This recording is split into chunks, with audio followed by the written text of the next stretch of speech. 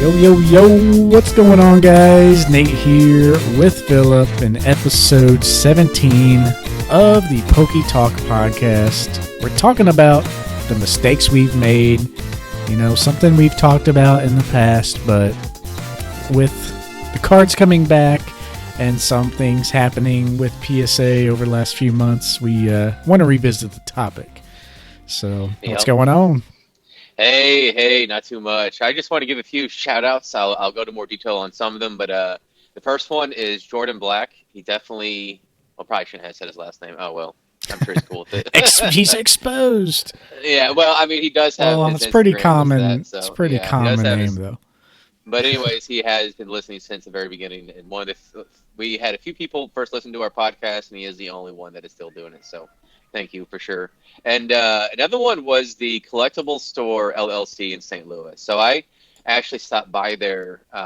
This was like 6 months ago or something like that. And we were just coming back from another collectible store kind of out in the boonies. And we thought we'd stop by in St. Louis for a little bit. And I had a good time there. I was able to I liked the evaluation of the prices. Then, they did it right there in front of you as you pulled it out. And they had all these different things you can go through, like with the sets, and just pick everything one by one. I really enjoyed that. And I went back there again, and it took a little bit, but we agreed on prices on some stuff. We didn't agree to. I have a cat that's attacking me right now. I haven't given him attention. I just got home from work a few hours ago. But anyways, at first it took a little bit to agree on some prices. They were pretty busy, and they were like the first price they gave me wasn't the best, but we ended up agreeing to each card individually. And I'm actually going to St. Louis again tomorrow on some of the cards we couldn't agree to Yeti Gaming, and honestly, they seem amazing over the phone, and they have a lot of stuff on eBay, and they have just a bunch of stuff on TCG Player. I bought from them before, and I'm really excited. They got a Misaki Machamp, and they got a Shiny Magikarp, and a bunch of Neo Hollows that look good. They're calling my name. Yeah, I actually went to their store twice, and both times, they're super stocked. They got a lot of ETBs, graded cards up front in their glass, and yeah, really solid store. If you're ever in the area or make a trip for it, it's a solid place. Kind of look at their online stuff though before you go, because a lot of stuff, especially like more of the singles and stuff like that, you basically have to look online to see if they have it. They have a computer in the store, so you can look it up right there. It's one of those where they just have so much that you can't see it all. So if you're looking for something weird, double check, make sure they have it, or call them, Yeah, I wanted to give a gauge, because they, like with the collectible store, you actually had to ask for it. They changed some things around with what they have presented. It wasn't as much as the last time I was there, and I'm not sure what to expect with the Yeti Gaming store with the presentation.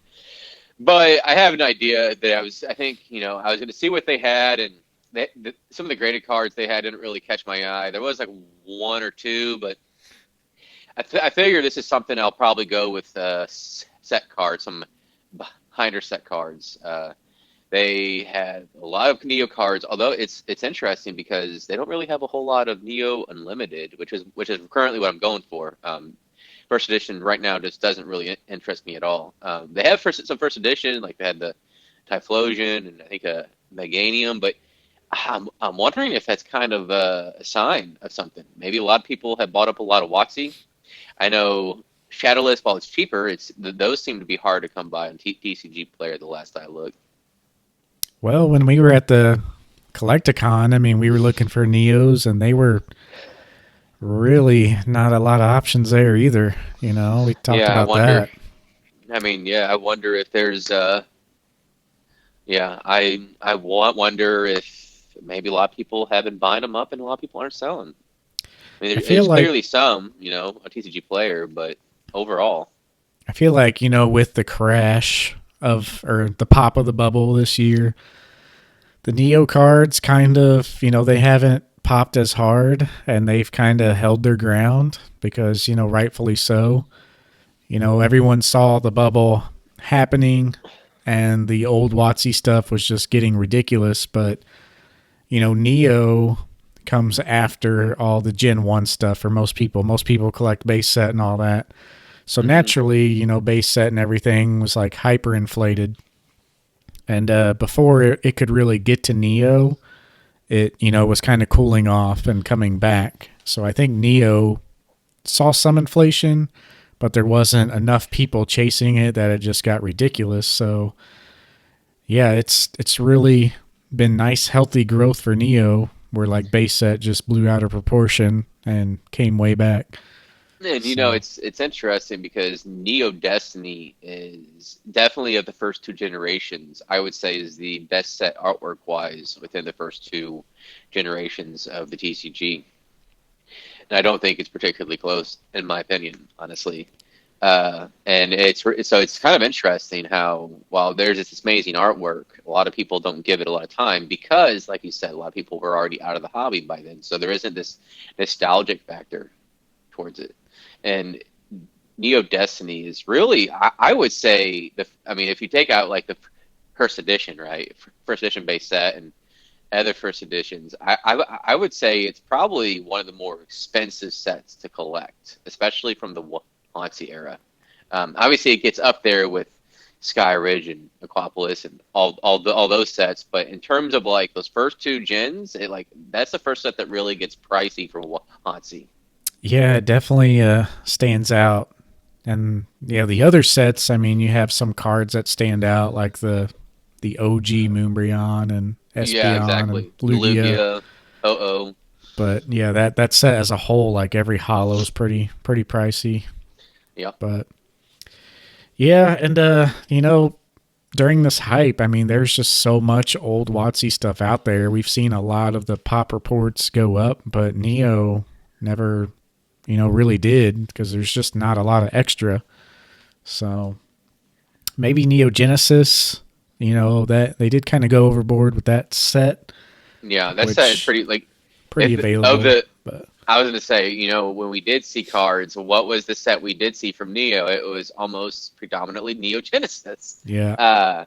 Like Neo Genesis and then a little bit of Discovery and Revelation, and Neo Destiny is definitely when things start to get scarce.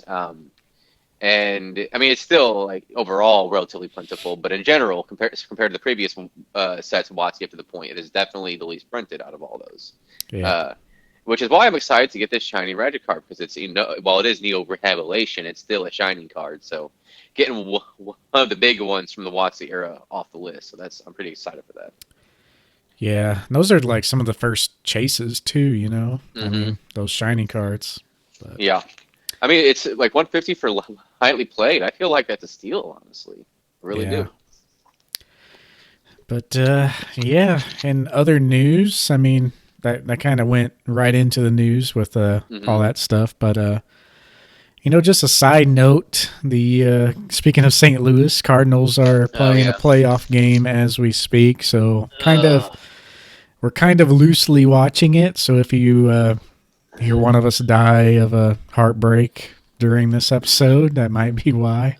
Well, yeah, we probably won't see anything complete today, but we might get really disappointed. We'll see. I don't know. I'm trying not to watch it because I don't want to be disappointed, but yeah. It's going to be so bad if they lose like in this fashion, just first two games. But I brought out the Pujols PSA 9 for good luck.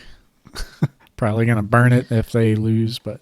Well, if they fall flat, I'm not going to be upset over it because, you know, they didn't have a heartbeat pretty much. They deserve to lose is the way I see it. Yeah. Being a Cardinals fan, well, yes, there's been a lot of success. You also have had so many trips to the postseason. Oh, I know for personal problems, but you kind of get used to losing. We don't get used to losing, but you know how to deal with it.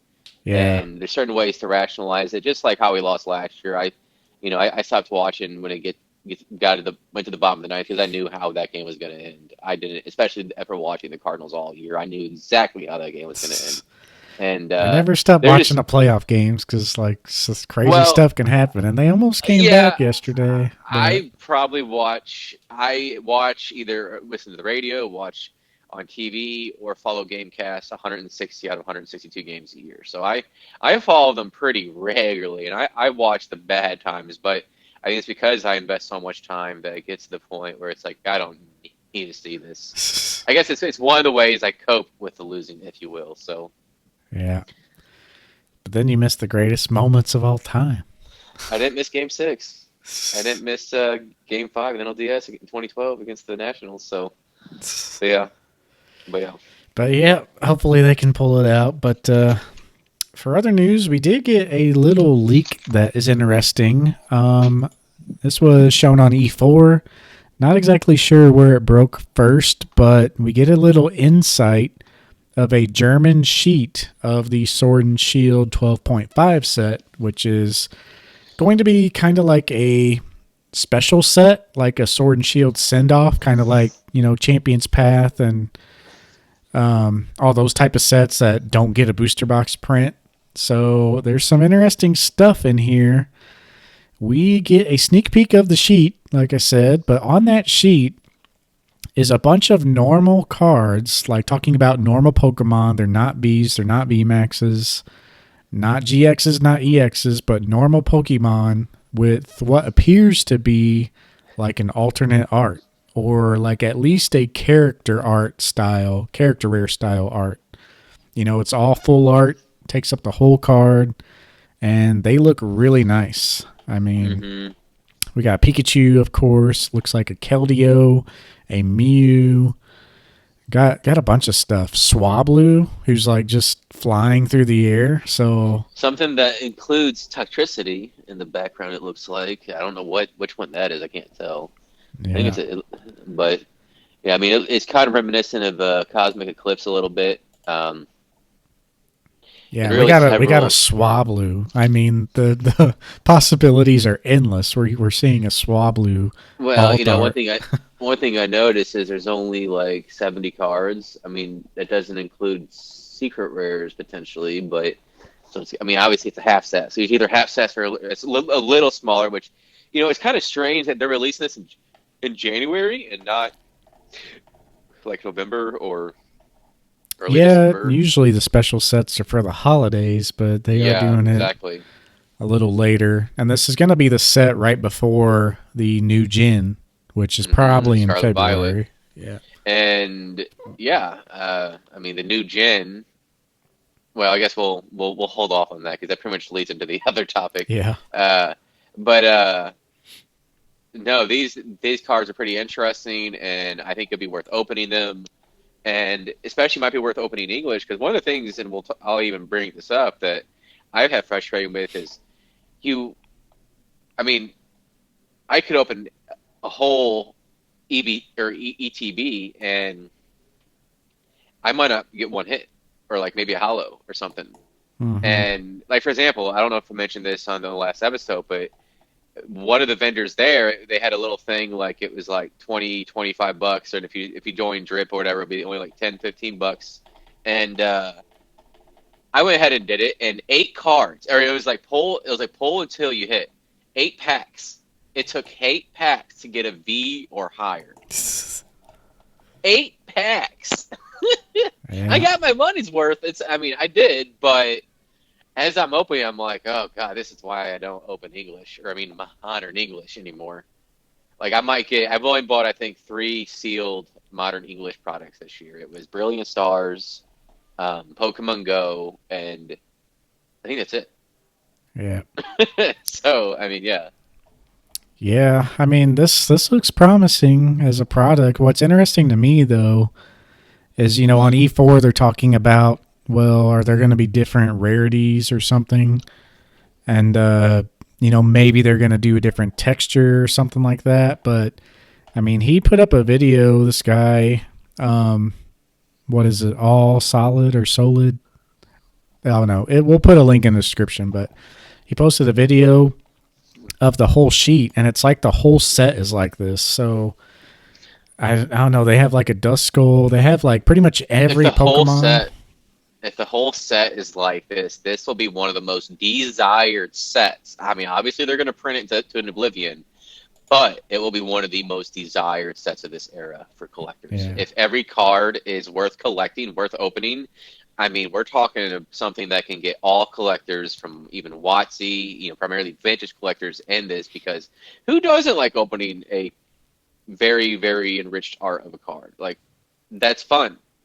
Like, that's one of, My like, it, my fear is that if the whole set's like this, it's not going to be that special. Like, so what I was thinking when I first heard this, before I saw it, I thought it was going to be like character rares, like a handful of cards in the set. Like they just pick Pokemon at random, and it could be a Swablu or a Weedle, and they get alt arts. But it appears like that's just the art of the set, which yeah, it is cool. It's going to be fun to open and collect, but the whole set is done like that. So what I would like to see is like in future sets, alt arts don't have limits of like what they could be. And we've gotten a little better with that, like random jinx and all that. But I think the character rares do a little better job at that, really broadening the Pokemon range. And yeah, these cards are cool though. I mean, they might not be that special if it's the whole set, but that's going to be really cool to open and to collect for sure. It's like opening a full pack of character rares. What would be nuts if this sheet is just like a sample sheet and you only get like one of these cards per pack. So you get like normal cards and then one different art of any random Pokemon in the whole set in one pack. gonna get a lot of dupes. A lot of dupes. Like that'd be insane if they just had a full set and then there's a slot and that card can be any card in the set with a different art. I mean, that would be fun. But yeah, when you get down to only needing 5 cards left, it's going to get frustrating, but I don't think it would be too bad if you get one in every pack. It's just random, but yeah, that'd be good if like the Mew was the same rarity as like the Weedle. Like it was truly random and truly like no rarity to what you get. Yeah, we'll definitely have to see how that plays out. We don't. It's not. It's just whispers. We don't even know if it's how legit it is. It Yeah. looks like it probably is legit, but we still don't know. So we'll stay tuned on that one. Yep. But what do we got for Scarlet and Violet? What were you saying there? That's another bit of So news. yeah, as we were kind of going into that, you have Wiglet. That one was announced. Wiglet wig, wiglet wig. So they are kind of definitely enjoying Kanto in more ways than one. I mean, this is endless what they can do. It's not just really. I mean, it doesn't have to be just Kanto, but this is how you pull from fan favorites. Have different variants. I mean, can you imagine? I mean, they've been doing this a lot now since what Gen 6 or no Gen 7. Aloha was the first one that they were. Aloha. Yeah, that they really started doing it with. But can you Yeah. just imagine like a how crazy people would go for like I don't know whatever region it is Charizard, but it's a water type. Yeah. That's my biggest thing about this. I love how they're doing it. I love that it's not just a region form Diglett, but it's an all new Pokemon. Hmm. Like I love that. And I don't know why they haven't been doing that. The Alolan, Diglett or the Alolan this or Galar this.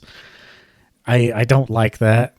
It kind of clutters the cards as well with the text, and when you're doing like a Pokédex on the games, that kind of gets confusing because they're the same number in the Pokédex, but they're a different form. So I like that it's a totally new Pokemon on its own, and yeah, it's pretty cool. And we got a Girafarig evolution too. Yeah, one So that has looks like it has Chain Chomp on it from yeah, Mario. got the I mean, chain chomp. I know he kind of has it, and then like as Giraffe Rig, and people even joking is like, is that Toad's hat on like the nearby that they're showing? Yeah, I saw some people calling it the space helmet. Yeah, I mean it looks like that too. I mean, it's funny looking, but that's how you get people that. I mean, it's already a fan favorite. Yeah. Looks pretty good. And they're calling it a regional evolution. So it's not a regional Pokemon, but it's like an evolution for Giraffrig that's region based. So still an all new Pokemon, new name. I think it's Farigriff or something like that. Or Yeah, Farigiraf. Paragiraffe. I think that's how you're supposed to say it. Yeah. Paragiraffe. Yeah. So yeah, I like it once again. I love that it's a brand new Pokemon and just not a, you know, regional variant of Giraffrig. So Yeah, definitely, they showed definitely some. like where they're going with those. Well, they showed some of the gameplay, and it looked pretty cool too. Yeah, it overall makes it feel like, I know you said this, like the design and the game and everything just really looks good. And when they do this, like making new evolutions, like it adds to the design. When you see like in a lowland form muck, it's like, oh, they just made muck a different color. Okay. It takes Yeah. away from that magic. So a lot of times they kind of leaned on those type of Pokemon as being new Pokemon, but it never really felt special like this does. So Well, and I think it's a great way to continue engagement from people of all ages. And it seems like there are more strictly Kanto enthusiasts than there is of any one generation. I mean, a lot of that has to do because those that grew up with that generation are basically the majority in the hobby. Like the majority of people grew up with that generation. It's just unfortunately how it is. Or fortunately, I guess it depends on how you look at it.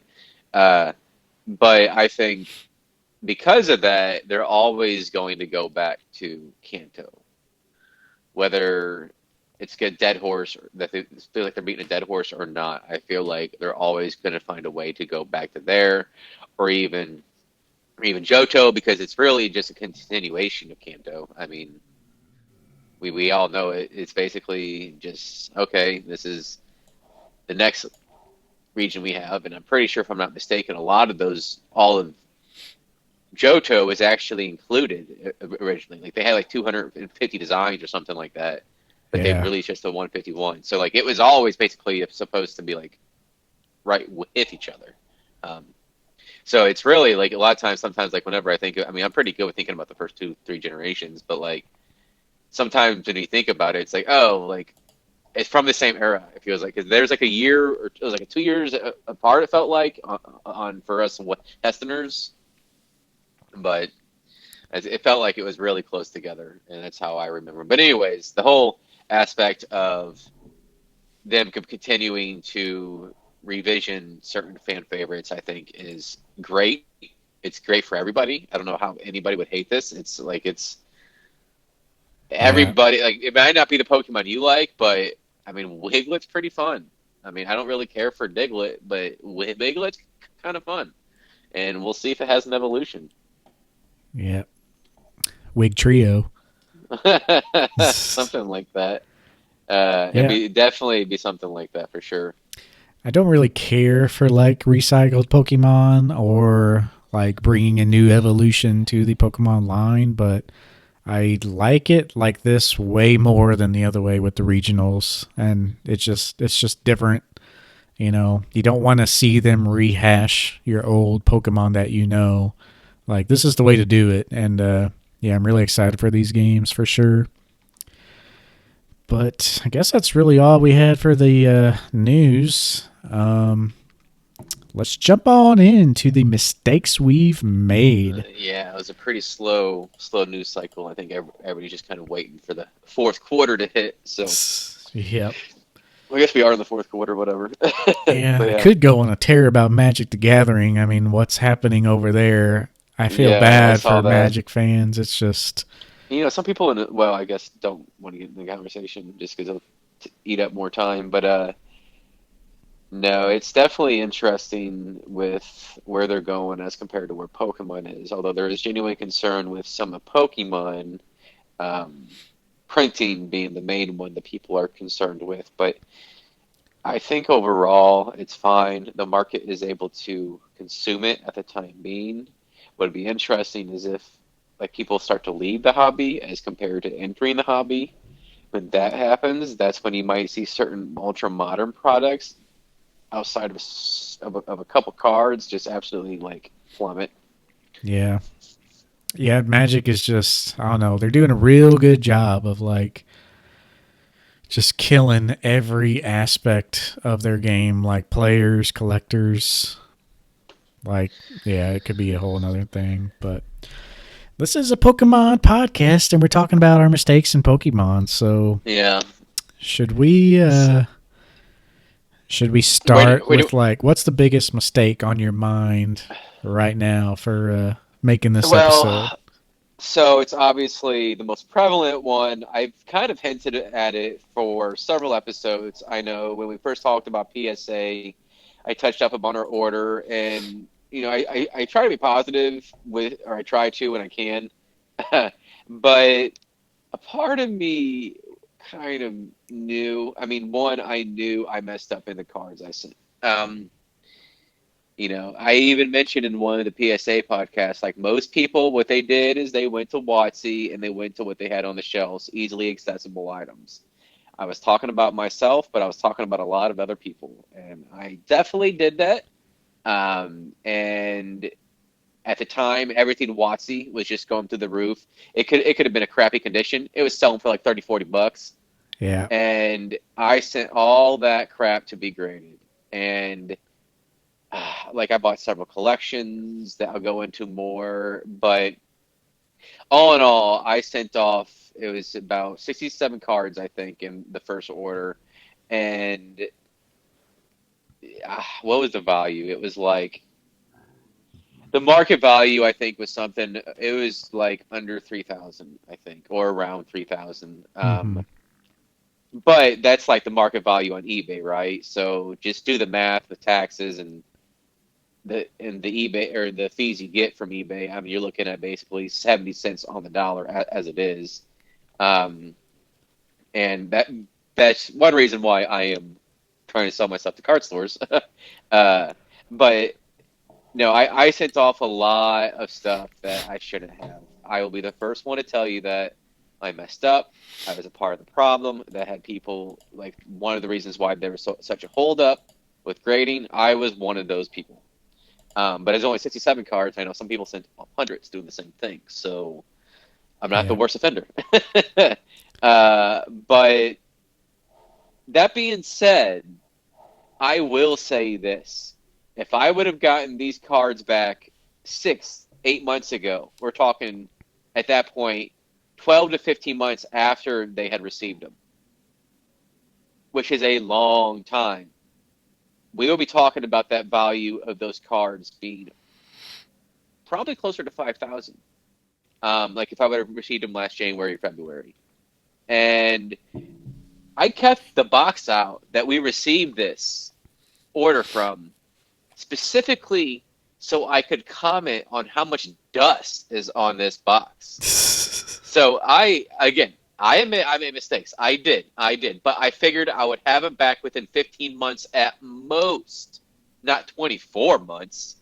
Yeah, here's my thing with like, your situation. Like, you knew what you were sending, and like I told you many times to just keep your Evolutions boxes sealed, and like so you knew like what it was, but like you said, nobody expected. Well, people expected it to take a while, that they were getting backed up, but not the extent. I knew a year. Yeah, not the extent that we did see, and you have no control over that, and it's really, honestly, pretty rightful to be mad, even if they came back in a decent timeline, because our cert numbers were, in the fives. So I actually have a card right here. Yeah, here, let's see what they are. 5.7, yeah. Wait, hold on, wait. Yours? Hold on, wait. Like I just pulled a random one, but 5.7's our cert number. Yeah, 5.7, and okay, and Okay, have you taken a look at what our first order was at? Because I just kind of saw paid attention to that now. So our first, or no, okay, so the second order, what we sent out in December, those cert numbers are 530. So Yeah. 5,300,000. And they came The back second, before the first yeah. order, obviously. So the first order we sent in was October. Those are 5.77 million. So nearly 500,000 cards after. Now, And they've if we been would on have, 6 million for a while.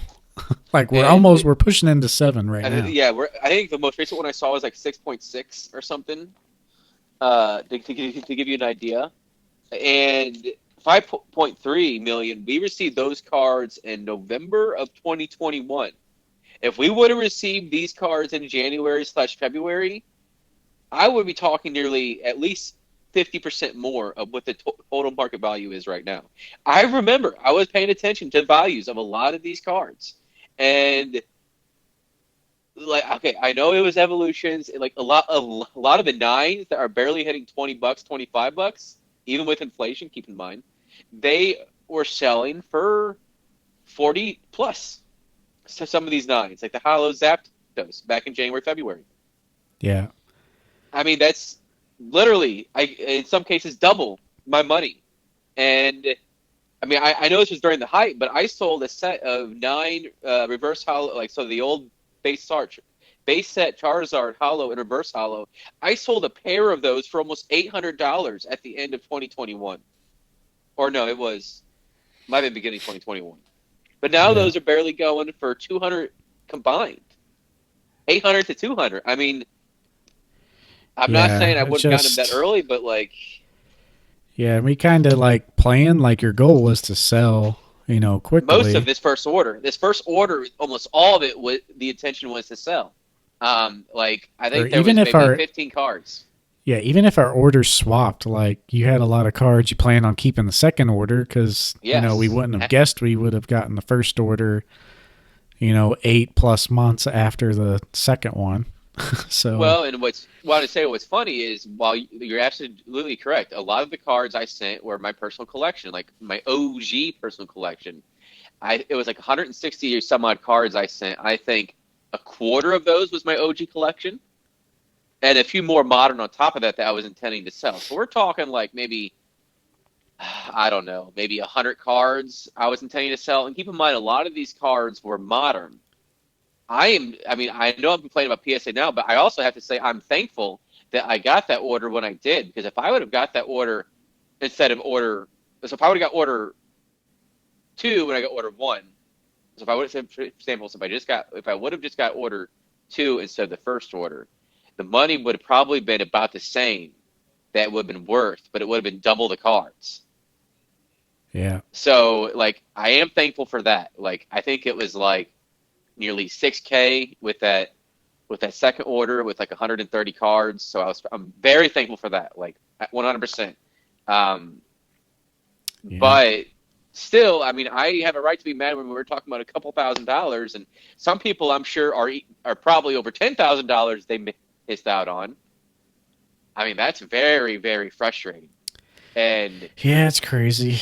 The thing that makes me most irritated is those certain numbers. I mean, it was obvious they were graded back around the time when we got upcharged in May, and we didn't get them till nearly October.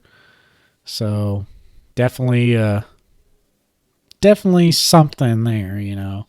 Maybe they were so, graded and they were just waiting on the fees from Ludkins, which who knows? I mean, Ludkins just gave their first update in months, like last week, and there's still a lot of people waiting. But they did make a good chunk, this month. Hopefully well, everyone's done by the end of the year, but you just don't know. and they just opened up bulk again, and it's already 120-day wait. And keep in mind, that's 120 business days.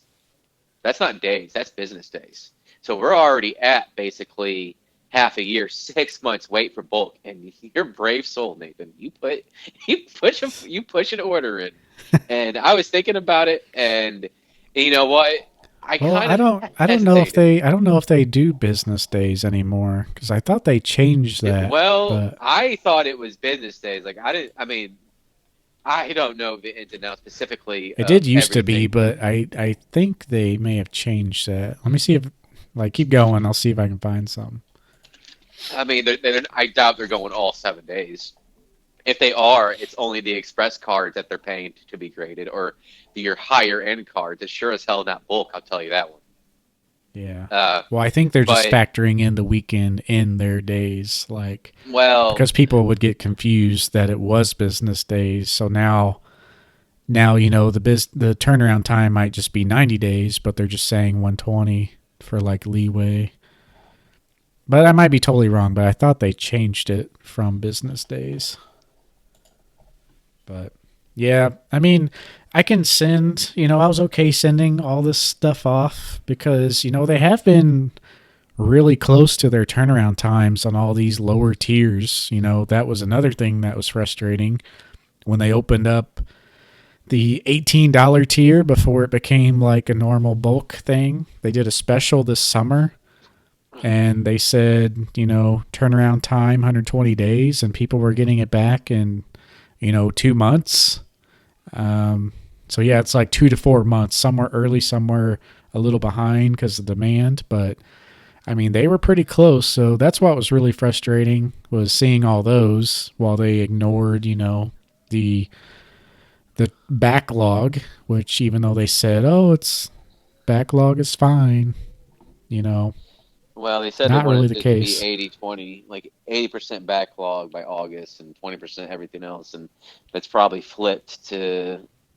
I mean, they've gotten most of the backlog done, and at this point, it's I think primarily Hudkins. I know you showed an email with exactly how many orders are still remaining. It was like 200 whole orders still, which is a lot, or something like that. Yeah. Like 200, I think different like shipments to PSA is how I interpreted it. Um, and yeah, I mean, okay. So, anyways, come back to the center of the story and coming full circle. Obviously, I realized I made a mistake in some of the cards I sent. I learned so much between when I sent that first order and when I sent the second order, and even to now. Like it's hard to describe how much I learned in just that short time frame. And I will also admit I was kind of getting distracted by the money too. I was getting so, I guess, tunnel visioned is a good way to describe it, that I wasn't seeing or really considering a lot of other factors as I was making these moves and financial decisions. It was like, oh yeah, for sure, that'll definitely make money for no brainer, and it did. I mean, once I go to the gaming store tomorrow at Yeti, I mean, I will be in the positive by like $1,000. Yeah. So I mean, it like that includes my entire collection that I bought up to this point, all the slabs, even the gas and the food included to drive to these places when I was opening Modern. And I mean, we're talking about every pack. I mean, a lot of binder sets, TCG player, like all that stuff. I will break even now. If you include Lorcana, it's not so much that, but that's a whole other story. Well, but I mean, overall though, everything worked out for me. It's just it could have been a lot better.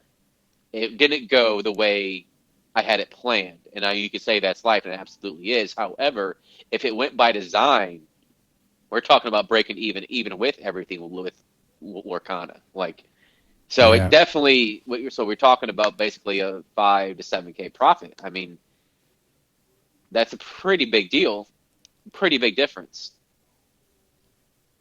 But whatever, it is what it is. I got it done. I guess I'm a simp for PSA because I just sent a PSA order that might be upwards of $2,000 depending on how much we get upcharged. So here we are. I mean, PSA makes me money, even though they've lost me money. It is what it is. Yeah, I've sent 4 orders to PSA within like 3 days. So I do have all my stuff listed from the recent order on my eBay. So sure, check that out if you're looking for some stuff. But I do not because I'm trying to gain as much value without having to deal with eBay and taxes. So I am going through collectible stores, and it has worked out beautifully so far. I might be losing like 5 to 7% overall, Yeah, you're still And losing, but thankfully but with with the my time stuff, cost of it's money, like, I'm going to say time cost of money with inflation and with with a very volatile market. Honestly, I'm going to take the money and run. Like if you think about putting that money into immediate use, and in some cases to help buy the Lorcana and help get it graded, I don't quite see it like that. I see it as opportunity cost. That I'm losing more with opportunity cost than that 5%. That's how I saw it. yeah, I which guess it's just true depends. for some things, but like with my orders, thankfully, I'd been collecting a while before the hype and had quite the large grading or two grade pile, which I still do. But a lot of my stuff is like niche Japanese, like McDonald's promos and like Oh, weird your cards, those stuff. cards that will sell. Okay, I'm Yeah. dealing with a lot of what is considered junk slabs. Yeah.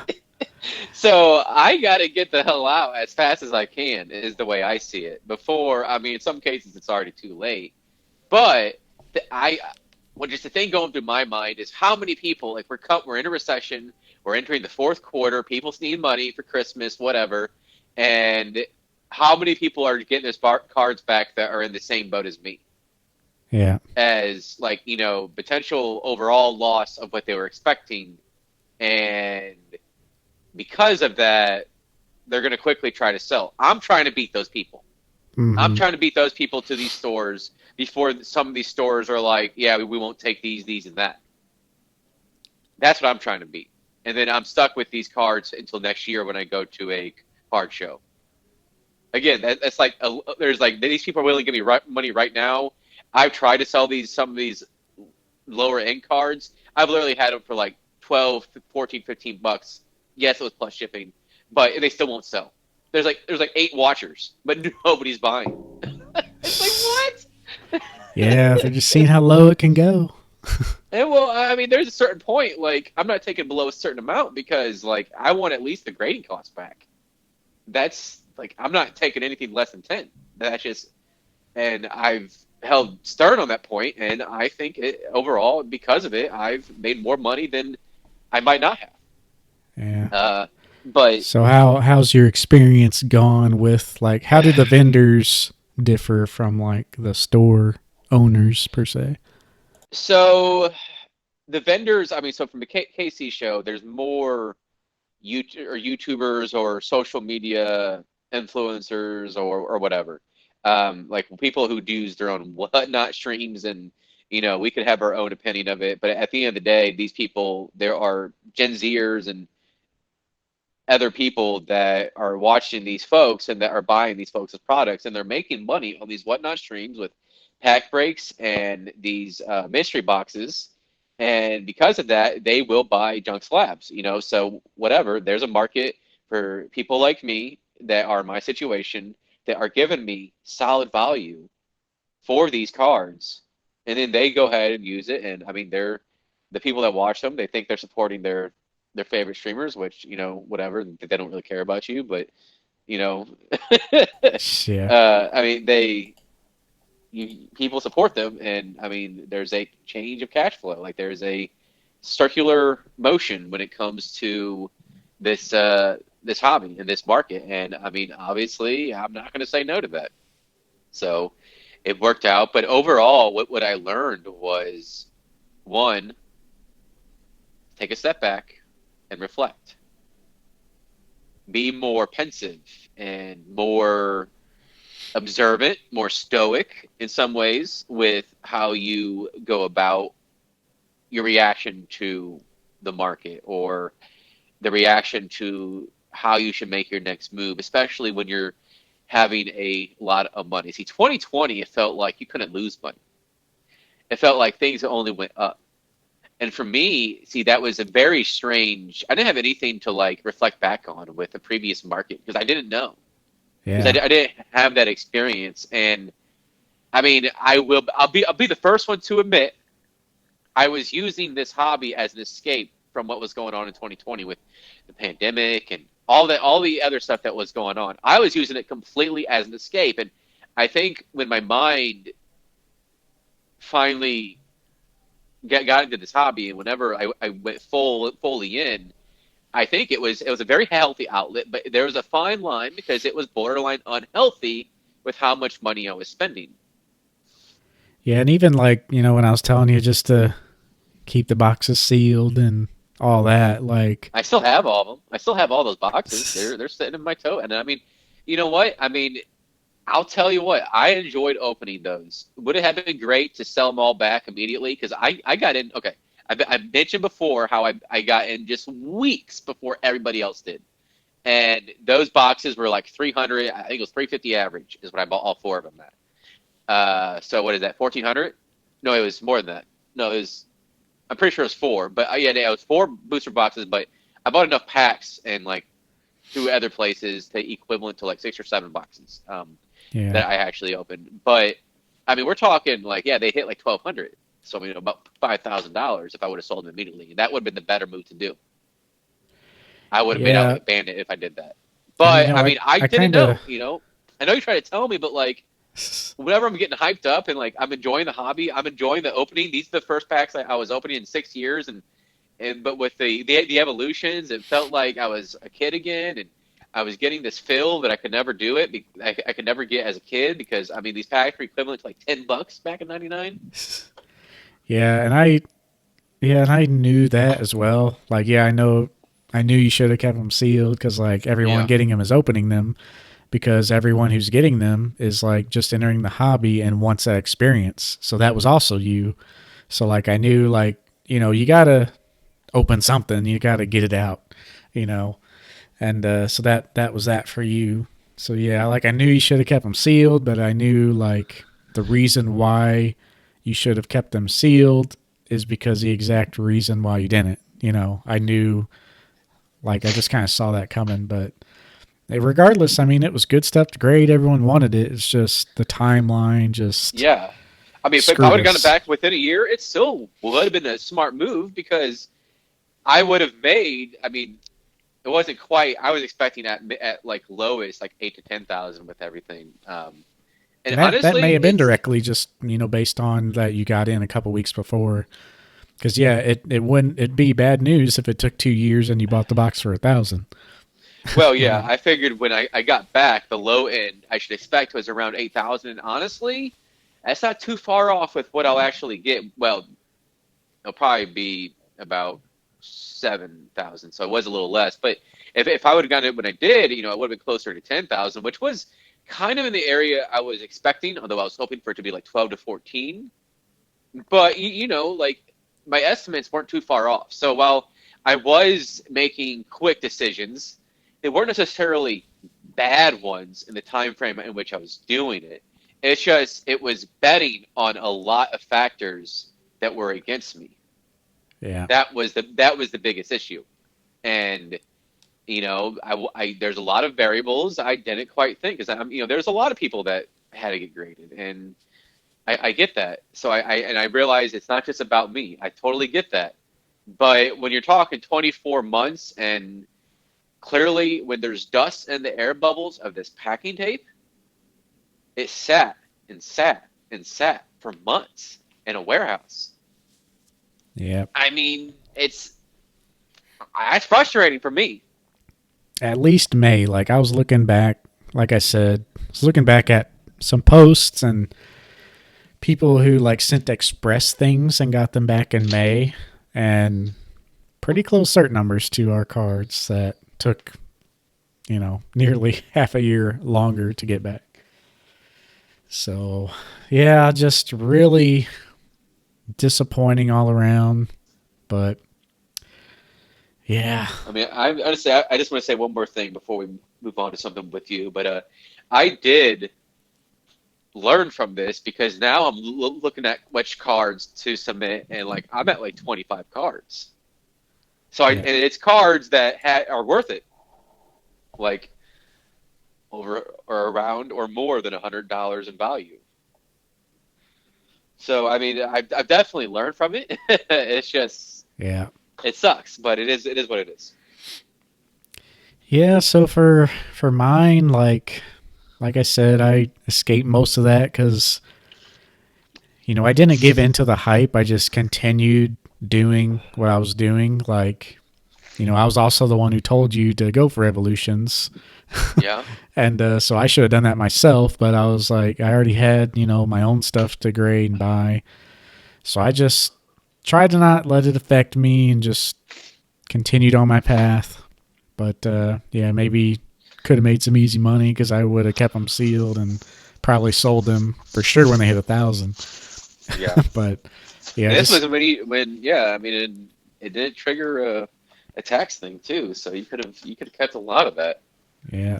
So yeah, my instincts were just to kind of keep the course. It it played out well because I sent good stuff to grade and stuff that's still worth quite a bit now with some Japanese stuff. But I continued my course in that I didn't sell my first edition Charizard when it was crazy hype. Like I could have sold that and bought the card back now for $15,000 less.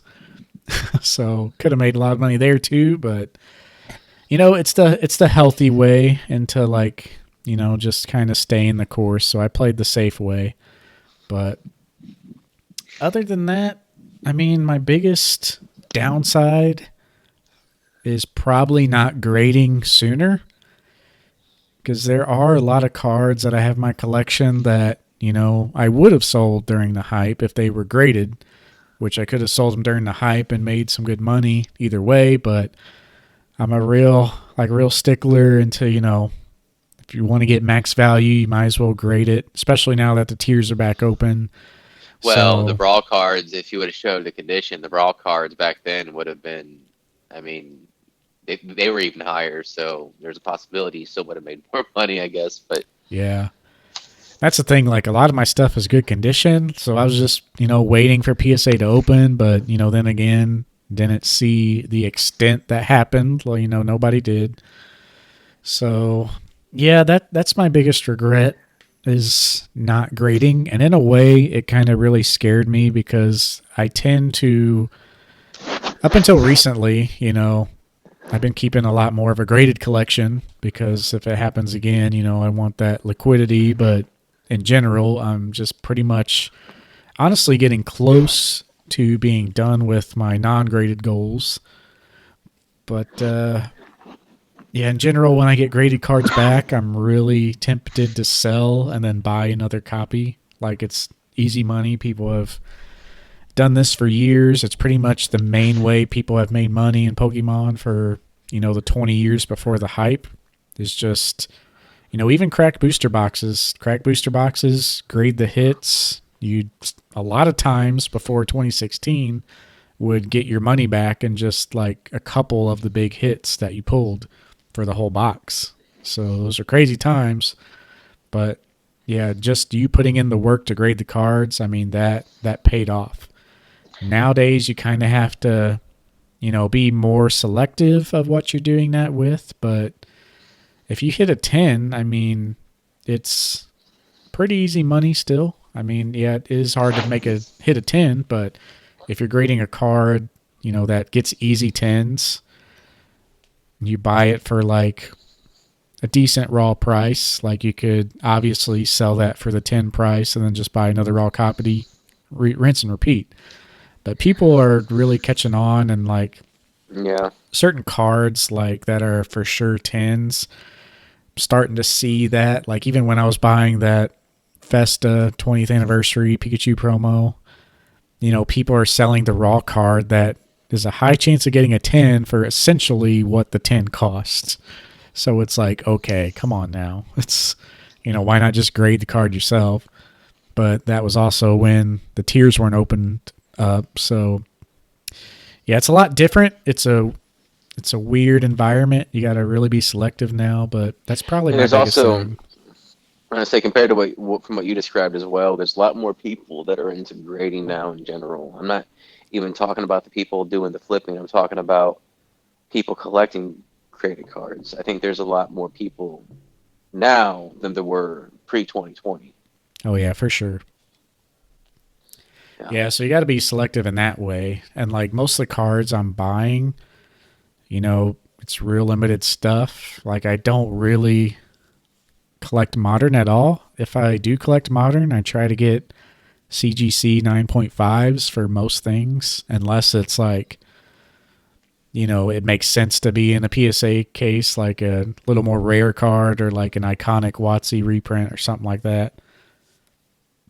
But I was My actually. issue was, Oh, I would say, I just with WotC, it's so difficult to get those, or with CGC, it's so difficult to get those WotC era cards out of 10. There's so few of them oh yeah, I don't. because I won't touch WotC with it's just CGC. it's not worth it. Just not saying anything necessarily against CGC directly. It's just through so many factors from unless you basically pull it from a pack, which is now most people aren't really opening packs unless they're heavy. That a lot of these cards have either were in a binder or whatever for decades. So and the printing quality was terrible because in some cases through the first gen era of cards, they were just printing as anywhere where they could. Yep. So I mean, obviously that makes it to where the quality isn't as good. And honestly, it's always been the issue. It seems like and especially in English, there's always been one. I don't think there's ever been an era where it's like, oh, those are good quality cards. No, I feel like every single era has had that issue because that's the whole aspect of printing when it comes to English is quantity over quality. It's always been the MO for the Pokemon Company with its Western audiences. Yep. Yeah, it's especially Jungle and Fossil. I mean, Jungle and Fossil condition is so terrible. I mean, I'm pretty sure they used the same blades for like the printers or to chop the cards up from, the end of base set all the way through Jungle Fossil. I'm pretty sure that's like kind of documented somewhere. I can't remember where I saw that, but that's why I see like such a jump in the quality for Rocket, which it's still not great, but it's a lot better than Jungle Fossil. But speaking of that, I just sent out a Clefable pre-release card that might get a decent grade. Decent grade for that card is like 6 or 7 because there's no PSA 10s for that Yeah. reason. So yeah, thankfully I avoided all the bad slabbage, but a lot of this stuff is like my personal stuff. The only stuff I'm selling is like I'm selling it because like I've rethought my collecting process, so many times since it took 2 years. But I also want to comment. I think it was Pokemon Knowledge who made a comment on, that essentially all the mistakes pre 2020 were forgiven. And, I kind of, when he said that, I kind of read that differently than I think most people. So if you made a bad deal before 2020, like obviously, yeah, it was forgiven, but I would make the argument that there was just no bad deals. Like, Pokemon has been either steady or very slowly growing all the way since, the early 2000s when the hype really died out. Hmm. So, I mean, if you bought anywhere in that timeline, unless you sold like within the year after buying the card, like there really wasn't mistakes to be made unless you like traded down in cards or something. So, it's kind of a weird take on it, but I think I'm also only seeing that way because I've always been a collector through and through, like through and through. Never really tried to make money in the hobby. That time might be coming soon now that I'm kind of ending my core collection goals, but yeah, it's just a different take on it. Stuff wasn't forgiven in 2020. The floor was just reset, if I could put Yeah. it into words, I think. I mean, right now are great prices, and it's really a great time to buy. And obviously, there's certain things that have gone up still, certain cards, and I think for a lot of cases, it'll be a great time to buy. And there's even a great time to sell if you're a seller. But by that I mean like if you're somebody in the hobby, but you're selling to like a collectible store, I think right now is a great time. However, certain things, modern especially, I'm wondering if they will start like if you haven't tried to sell some of your modern almost immediately, like you have to sell your ultra modern almost immediately, or else you have to wait. You'll have to wait years to recoup just a one for one value. And I mean, I almost wonder like there's a lot of these shops and these companies that have popped up because of the pandemic or the pandemic hype. And I have to wonder how many of these places will be able to succeed through this recession. It seemed like a lot of people were trying to even offload. Some of these people were like and individuals, and it seemed like a lot of people were trying to offload there. And there's various degrees of success, and being in the fourth quarter of the year and with Christmas and recession and all that, there's a lot of people that are starting to sell. And there's a lot of these people that are just pretty much buying stuff from the shelves that I don't quite think realize how little value their cards are actually worth.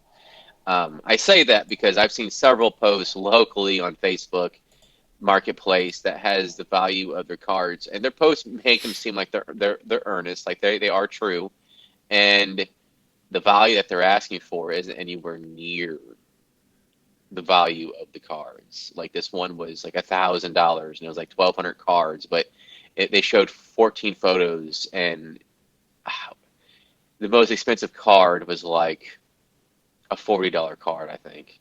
It Yeah. wasn't any big hitters. It was various sets from vintage. Like even the YC wasn't anything crazy. Their modern wasn't anything crazy. It was like from what I saw, it was like maybe $200 worth of stuff. So it's Yeah. and that was pushing it. They're almost better off trying to sell it as bulk, honestly. Unfortunately, but nobody wants that, and I think a lot of people don't quite realize it. For one reason or another, sometimes social media allows us to be in our own bubble, and I think they don't quite realize, how much of this stuff was printed, how much there is out there, and I think you might have some people start to see that. And I'm not saying that that'll make people like not stop collecting. It's just you have to wonder if that frustration will put a pause for some people. Yeah. I worry that there's going to be more junk slabs very soon, and that the modern craze is going to come crashing down. So I think like the hobby's in a really good place right now as far as in general. Like, yeah, we've had a bubble and everyone knew that bubble was probably going to pop, and it did. But, right now the hobby is still growing. They're still like printing cards like crazy. And, yeah, people are buying packs like crazy again. I went into Target multiple times in the last couple months, and empty shelves, like peak hype empty, like just nothing, just ravaged. And we had a period there in the summer where people were really worried about the hype, and it scared people. People like kind of backed off, but now people are buying again. The sets have been pretty decent, especially the special set coming out in The Pokemon January. Go got a lot of interest, got a lot of people that don't Yeah, usually like. I have a friend that I play Pokemon Go with. He doesn't usually buy cards, but he was buying a lot of that set. yeah, it was a good set. I Yeah, opened 2 Japanese boxes last weekend. I mean, it I was still got fun. that ETB from the Poke Center sitting on my computer desk. I haven't even opened. I figure I'll do it eventually, or I don't know. We'll see. That gets us into the whole thing about sealed. Yeah, it's That's it's that's a whole other story. I don't we'll touch up on a little bit later in the episode. But I figured since you said one, I'll go ahead and say another mistake. This kind of it's tied to the first one in some ways because the moment I got into the hobby, I was trying to be like, how can I get cards for resale? How can I hurry up and get in on this before it goes nuts? Because I could see it. Like I got early enough to like I could see it like steadily rising, and it brought me to buying collections, like binder collections of Wahatsi. and some was in good condition. But these cards I bought from just collectors that just want to sell their cards. I bought for a decent price, but there was one. It was from a kid. It was like basically his entire childhood collection, besides the big hitters that he pulled. You can tell. I mean, Yeah. I ended up giving my money back with some of the other cards in there that they didn't know about. But I mean, it was barely. It was like I think I bought it for like $200. I barely got $200 back. But I was just trying to buy everything. Any collection I could get my hands on, I bought. And luckily, I got it for decent prices. But a few of the cards I bought from one of the people, I just got those cards back. We're talking a PSA 5 Unlimited Gyarados, a PSA 5 Machamp, a PSA 2. I was hoping for PSA 1. I should have done more damage on the card to ensure PSA 1. Give it a I good thought, old bin test. yeah, I should have done that. I didn't think about it until after I left because it was close. I'm like, I knew it was between a 1 and a 3, but most likely a 1 or a 2. But like, I should have insured it because the ones for actually, I could probably get 15% more for PSA 1 and limited Charizard over PSA 2. Yeah. I know it's weird, but I mean, a lot of people. There's a lot of people now with collectors that collect, PSA 1 to 10, or even just collect specifically PSA 1 slabs. Yeah, they get it all And nowadays.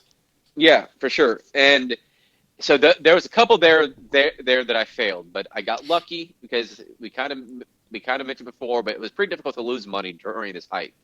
Um, and the other one was I was basically buying these collections and trying to visit these collectible stores, hoping to get big. Like, oh, I found a first edition Charizard at a flea market.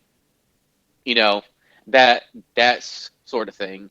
And while I didn't quite find a first edition Charizard, I kind of figured that wasn't going to be likely. I was hoping to find cards that people weren't familiar with, didn't know they'd be worth money. And I did find a little shop that I won't name, um, although she's kind of caught on at this point, and now her cards are overpriced because she priced them a little bit towards the end of the hype, so they're very Yeah. overpriced now. The last time I was there, but at the time it was a couple legendary collection reverse hollows, for example. I bought for $1, and it was like Absol ended up being a PSA 9, and I got it. It was a bunch of other Evolexes too. I Yeah. mean, It's pretty decent so I conditions too, if I remember right. yeah, I sold that for 200. I mean, the whole thing I bought for 230. So like I made a lot of money on that one. So I did luck out.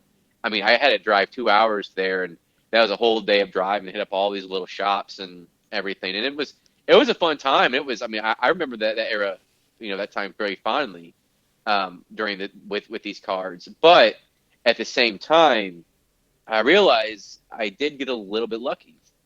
And like right now, I probably couldn't do that. I probably could not do that. Yeah, I mean, it's always possible. People don't realize what their cars are. People that don't know how to look them up and just see, oh, it's Umbreon. I don't recognize it. It looks kind of cool, but just an Umbreon or something like that. Well, a lot of those And not, shops, like you said, they priced like during the hype. The ones that didn't know, like now they more than likely know, and so they price stuff up, and they're always kind of behind the times, and it's probably still priced high. yeah, there was this retro gaming store that's pretty cool. It's about an hour away from where we're at, and their prices was like 2020 hype prices. It was like $30 for like a Kangaskhan or something like that. And I was like, get out of here. Like these prices are ridiculous.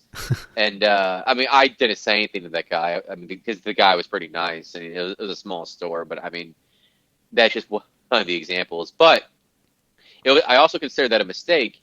Anyways, I consider it a mistake with buying up all these collections and cards because I thought, I mean, that's how a lot of people make money. It's just the way I was doing it was wrong. Yeah. So what I was doing was right in terms of trying to get a bunch of cards at once and trying to buy collections. However, what I was buying and how I was doing it was wrong. So I learned about that. What I've learned from that mistake is going forward, one, I basically got to buy like hollow sets or collections of large collections that feature several cards that are worth it, that are absolutely worth it. Whereas just like meeting up with these people or, a few photos and Like there was one buy, I was completely blind pretty much before I was going into it. Yeah. Completely blind, and I paid 100, pretty much $180 for it because I think she showed me like one or two photos, and I saw a card that looked okay, and I was like, okay, let's do it. Yeah, not thinking, probably the kid pulled everything worth it because he did. There was hollows there were, but like the kid 100% pulled. I mean, he had to have opened hundreds of packs, maybe even thousands, right? Like over 1,000, and there wasn't really any serious big heavy hitters in the pile, meaning he kept all the ones of value, Yeah. true value. So Yeah. you have to. What I've learned from that is you have to assume somebody else beat you to it first. Especially now, like, stuff was drying up already. It was semi hard, but you'd find stuff. But I mean, especially now, I mean, stuff has come out of the woodwork so much in the last 2 years. It's going to be really hard to find something like that. So, yeah, definitely a different game now. But yeah, hopefully everything smooths out though. It seems to be going really well. Modern is at an all-time high, like kind of what I hinted at earlier. Um, I worry that modern's kind of heading in a way where it's like overhyped. Like, yeah, modern's great. Everyone loves opening packs and doing all that thing and chasing the Umbreon and whatnot. But there's just so many cards printed nowadays. It's just mind boggling. And, You remember what if, was it? 11 million cards printed last year or something like that. 9 million. yeah, I think like 9 million. And that wasn't like for the year. I think it was like a certain time range. It was up until March of 2022. So I mean, just think they've been printing more this year. I'll tell you that one. Yeah. So yeah, Since the hype is like really good and the hobby's really healthy. So people want these cards, but I just hope it can stick. But on the flip side of it, like with grading, like people will grade obviously the chase cards, but the people who are grading like the second or third chase cards in the set, like those people might have a tough time just because there's so many of the cards out there. I mean, that's why modern's so dangerous, right? It's like sealed product is good in a way because you can like bet on people who want to open it in the future, but then all the sketchy stuff we talked about.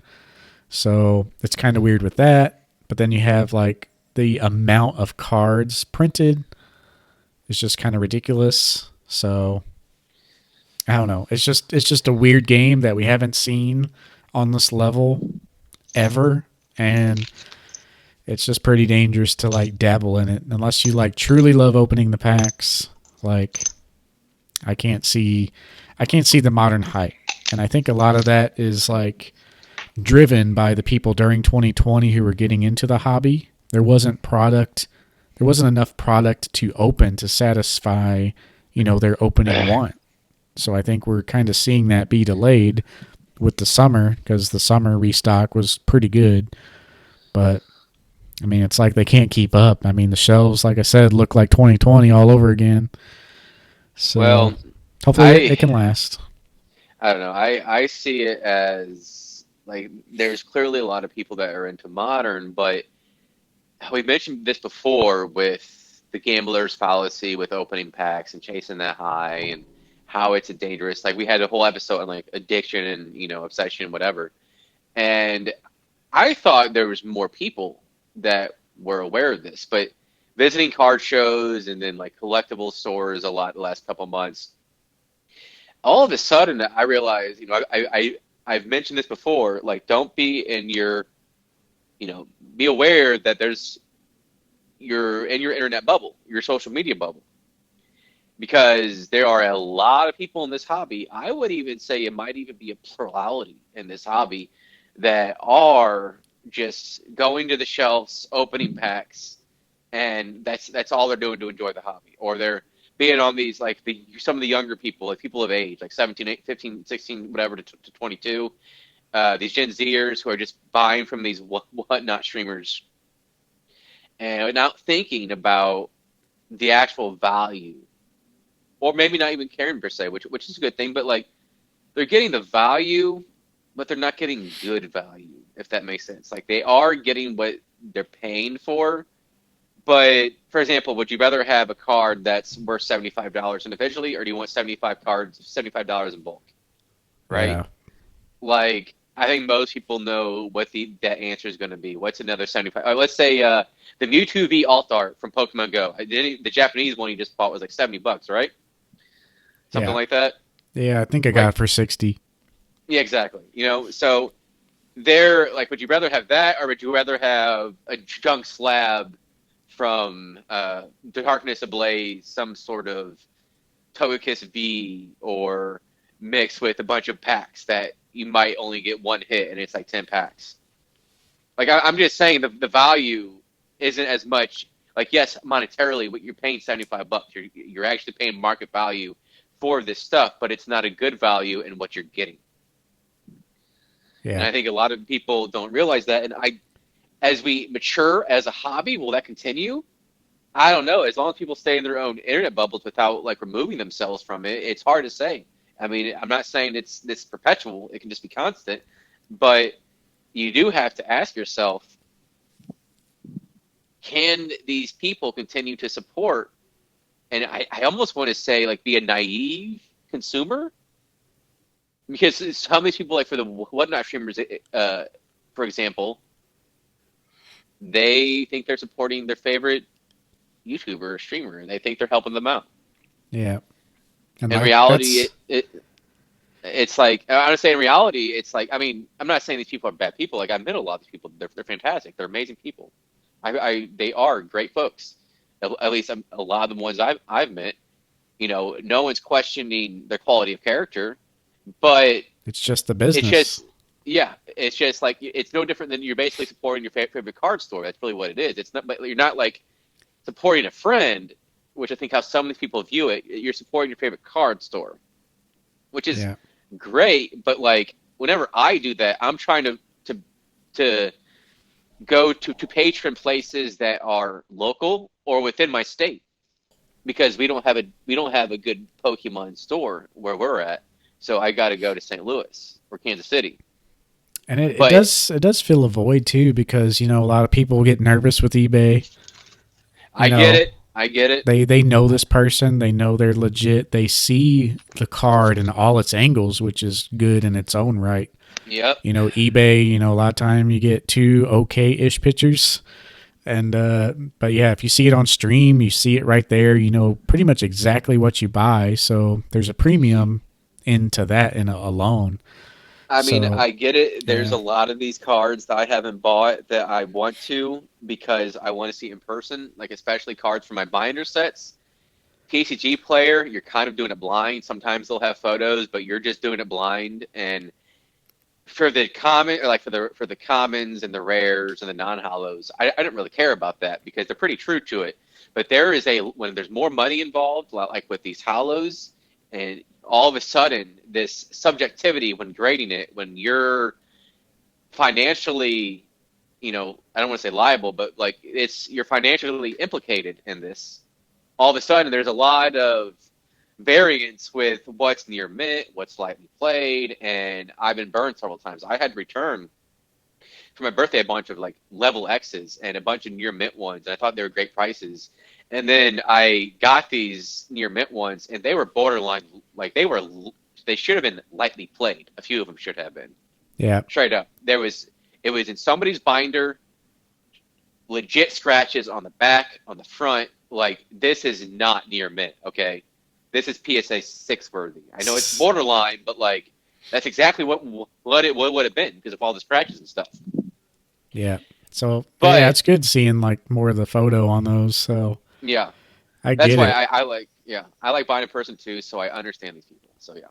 And yeah, I mean, it does fill a service. I mean, there's like a huge supply of so-called junk slabs right now that fill that gap. I mean, cool cards that people want. They're not big cards, but people don't like wasting their time. So it's good just to see it on stream, buy it, and since they're at a lower price point, people are more likely to buy and buy more.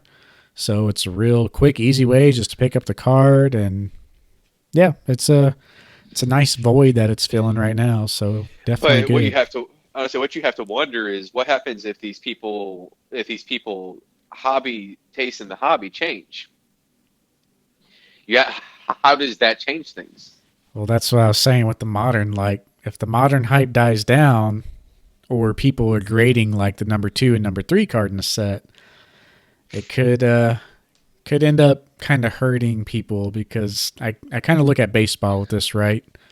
You know, with baseball, it's a little different because it's like actual people, not characters that, live forever and, whatever. But a lot of during the peak baseball hype, I mean, you don't hear about 99% of those cards. You just care about the chase cards, the big guys. And Pokemon is such, a small sample size because it's still so young compared to, that stuff. That if you take the current market, current hype and stretch it out over time, yeah, maybe the Moonbryon is safe because like so many people see that as an icon already and it, is such a young card itself. But no one's going to really care about like the Vaporeon alt art as much. It might get lost in time, if that makes sense. So like you pretty much every year of Pokemon right now, I wouldn't be surprised if only like the top three poster boys across all sets that year, live on to be worth, something. But Well, it's kind of how it's looking like for modern, and I think like a lot of these alt arts will be if you were solely interested in ultra modern and modern, these alt arts are going to be what's going to go up. I'm not saying you're going to ever see crazy prices on these in tens, but you will see significant growth, especially if you're buying now and the alt arts was released like a year and a half ago or whatever. But well, there's safer still, plays too with that. Like some of the character rares right now, it almost bums me out how great character rares are, but they're already so cheap because there's they're some that are still solid, like the Misty yeah, one. The Misty one I know is still going up. It's still going for a little bit, and that like one pretty will much continue. yeah, pretty much all the others though. I mean, just are so cheap because they're not like stupid easy to pull, but they're decently okay to pull. But there's just so many cards printed nowadays that doesn't really matter because there's just so many packs being open. But it Yeah, kind of bums me out in that way because those should be such great cards, and yeah, obviously the alt arts too, and a lot of them are great cards. But it's like almost oversaturation. But I don't know. I was That's gonna that's say, just the design of the set nowadays. yeah, I was gonna say because I know we are kind of going for a little bit. I wanted to say the next few things because I do got just a few more uh, items where I made mistakes for, and I'm gonna kind of lump these next two together to kind of cut down on time. There's three overall, but the next two was going big on battle styles and EV Ah, Heroes. yeah. Yeah. You remember that one? And I bought Battle Styles. What was it? It was an average of like 145 a box. Yeah. And for the record, like, Evolutions, it was different. I knew that was a good buy, and I knew it was also okay to open.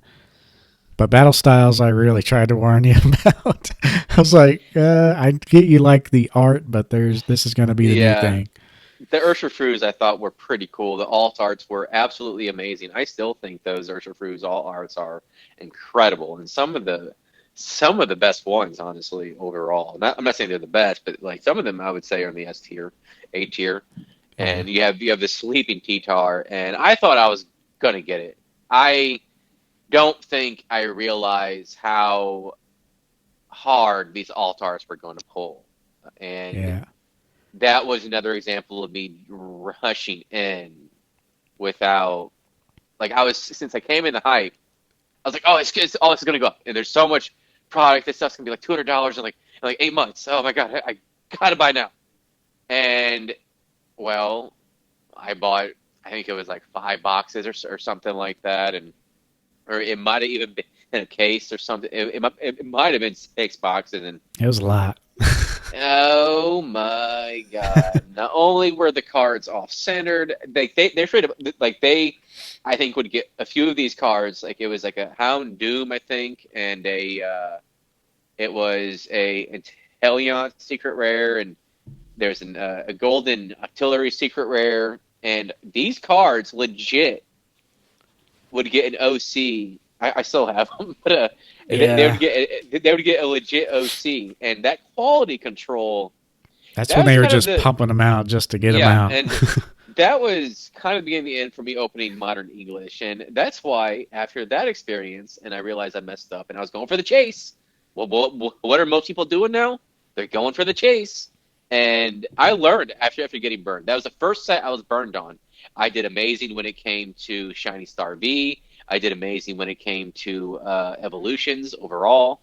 I know, like I probably should have done better, but I still did amazing with that set. With the Charizards alone that I was able to sell was worth it, Yeah, and I did amazing with Hidden Fates, and then what was the other one? Champions Path. Pulled like I bought $60 of Champions Path, or it was like $100 of Champions Path, and I pulled the Zard PSA 10, and I sold it yep, for like $800. So like I was getting all these hits. It was like I couldn't be stopped. And it was one after another, after another, after another.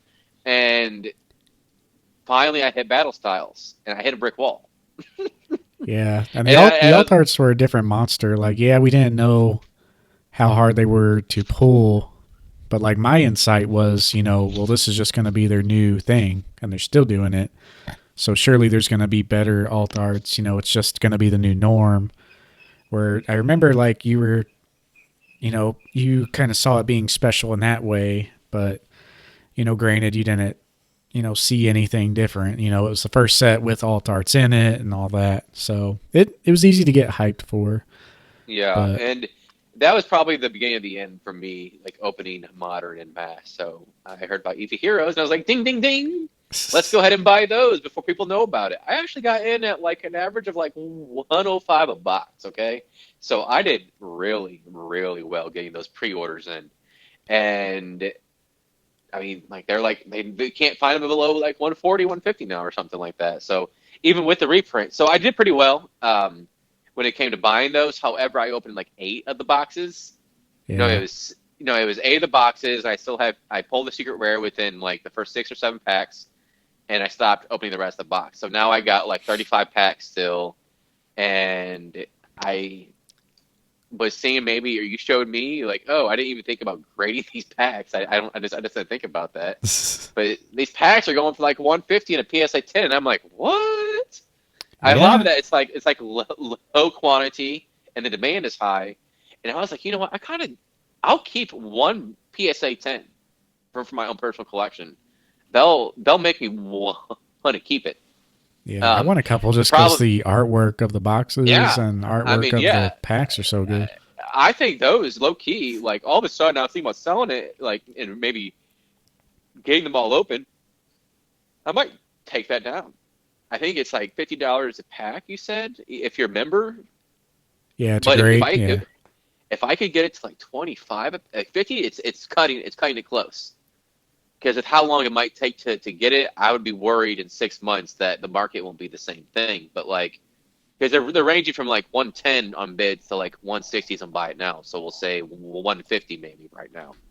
But if you don't get that 10, nobody's going to want that pack or that thing. And it's difficult to like, I don't quite know the factors that would dictate a 10 on a pack. Because if you look at some of these base set 9 packs, what I would think would be cut against it would be like when the shears cut the foil on these packs for the base set and it makes it like slanted. That's yeah. okay. I saw some that had it as 10s, and I'm like, okay, so I guess Well, and that's people not are a big probably deal. catching on to and grading more. And the economy $50, that's the bottom of the pack grading. There's no turnaround time on that. And the $100 tiers, the next tier is 100+ days. Well, But that's something where I might make that what I do is just hold on to those and maybe that I mean I can't get rid of them and I'm not selling them for 250 a pack. Like that's just ridiculous in price. So it's either I try to sell them next year at the Collecticon, or I just have the long wait. Because either get them for either sell them for next to nothing, in my opinion, or wait long enough and then throw in more money to get them graded and maybe make quite a bit of money down the road. But here's the thing: it's like people start to catch on. A lot of people are going to start doing the same thing because a lot of people probably have Eevee Heroes packs just lying around, I imagine. Yeah, there's a shift right now. Like people are reevaluating their plans or seeing the hype in the hobby and all that like still strong, and a lot of people selling stuff, especially sealed right now. I've been seeing a lot of that, but yeah, there's stirrings We'll go about. detail on that one, and then I'll just say one last thing just to have them hype every major mistake from me done. And the last thing was I kind of fed into the FOMO again, and I bought high on a lot of Japanese promos and even the Arceus cards. So the AR Arceus cards, I think the nines now are like maybe $70 because most of them are going to probably be a 9 based on how hard it is to get a 10 on some of these cards. Yeah. And I was single-handedly with these Arceus AR cards driving up the price of Because you were buying high, you didn't care. I bought it a 9, and I bought another 9, and then I bought a 10, and then I bought another 9 in the span of like less than a week. So people were like, "Oh man, there's a lot of activity." It was all me. It was like I bought like I looked back on the 10s, and it was like 3 out of the 5 sold in like the last like 2 months was me. So I was literally driving up the price as kind of doing like, your own harm there. Huh? Exactly. That's exactly what was happening. And, I was looking at some of these AR cards I bought from that little shop, and I was like, some of these could be 9s based on just looking at them. And, I mean, I overpaid with the 9s, and, I mean, the 10s, I averaged around like $500 for the 10s. Most of those being the AR4, which is the Ice one, and the AR5, which is like the Arceus Behind the Moon, probably the 2 best ones in my opinion. Yeah. And the AR4 one, if I got it signed, it could be worth a little bit of money, I guess. There's one they were trying to sell for $1,200, and it wasn't even a PSA 10; it was just the autograph on it. Yeah. But well, you learn from it all, and like you said, I mean, to sum it up, you were just new to the hobby, and if I would have made better decisions myself and gave into that hype, like, sold some of my collection, I probably would have made a lot more mistakes. Like, thankfully, I just kind of kept my course, but, I'm kind of boring when it comes to collecting myself. I've just been doing it a while and just kind of stay to my own rules, but, I could have done stuff better. Like, I say my mistake is like not grading sooner, but that probably would have led to some other decisions that would have not been so good, so. Well, I'm waiting for you to say your 2 biggest mistakes. You haven't even brought up yet. What do you think they are? One of them is the 20th anniversary Festa promos. That's definitely one of them. What was he sold, what? What's he sold it. He sold it at 200 and he rebought it at 3K. Oh, yeah. So yeah, those aren't really mistakes, just bad. Like, could have been better timing. I think a 2,500 decision is a bad mistake, but So yeah, that goes back to pre-2020. Like, obviously, like selling cards any time before 2020, I guess, could be labeled as a mistake. So I guess This isn't like selling a first edition Lugia like in 2012. This is you can't fault that. It is what it is. It's too far before. But still, people didn't think of those like we think of now by any means. I don't know that promo. I mean, and then your other one was didn't you sell a first edition PSA 6 Charizard, or you sold the first edition Charizard like in 2011 for like $300 or something like that? Yeah, I mean, I've sold. That one's a big one. That one's another big one. I had a Charizard 8.5 that I graded myself. First edition? Oh yeah. Oh, here we go. Here we go. So sold that one for like 600 something. 600. Yeah. What's the 8.5? Have you taken a look at those? I mean, that one's probably 15,000. 14, 15 right now. So yeah, during the hype, I mean, that That was was a probably lot. 30. Yeah. I don't know. The fives were getting up to like 30. So I mean, that was probably who knows what. You throw it up on an auction, you might have been able to get 40 to 50 even. Yeah. I actually But saw I that mean, card back up for sale, like from the Instagram guy. But yeah, it's like, so I'm I not don't, trying to chastise you, but you definitely made more mistakes than what you're saying. but they weren't mistakes like, yeah, I guess I should have held on to them if I thought they were going up. But those sales led to other buys that I ultimately, won on because I was buying during this whole time too. So if I hadn't been buying, like if I just, yeah, sold them just because and not put the money back in the Pokemon, like, yeah, that'd be bad news. But, I've always sold to reinvest in Pokemon essentially, even back in 2011. Like, it's always been a recycle. So I guess, yeah, you could say that, but I mean, everybody who ever sold a card, like every I 100% of things sold before 2020 were mistakes. If that's the well, case. I think that you can't really say too much before 2016. Yeah. Because I get it, like you're taking part in the hobby, and like what you said, I think it sucks, but like nobody could have seen the market going what it did. But however, after 2016 and making some of those sales, it's I don't know. I think that I don't know. It was I mean just different, I tell you. Like that Japanese Festa promo, people just saw it as a cool card, but I mean, Japanese promos weren't really all that cool. Like for one, $100 was kind of expensive. Like, it was $100 what it was. yeah, most promos like that were around the $100 range. Like those Scream cards, like the Mimikyu was like in the $100 range for a while. It even got lower, I think. But a lot of those promos that people wanted that were kind of niche were like, in that range. But obviously 2020 has like totally changed how we think of unique promos like that. But that's just it was just totally different, especially for Japanese promos back then. Like people saw that promo and was like, that's an expensive card because that's expensive for a promo. That was the mindset. So it was just weird.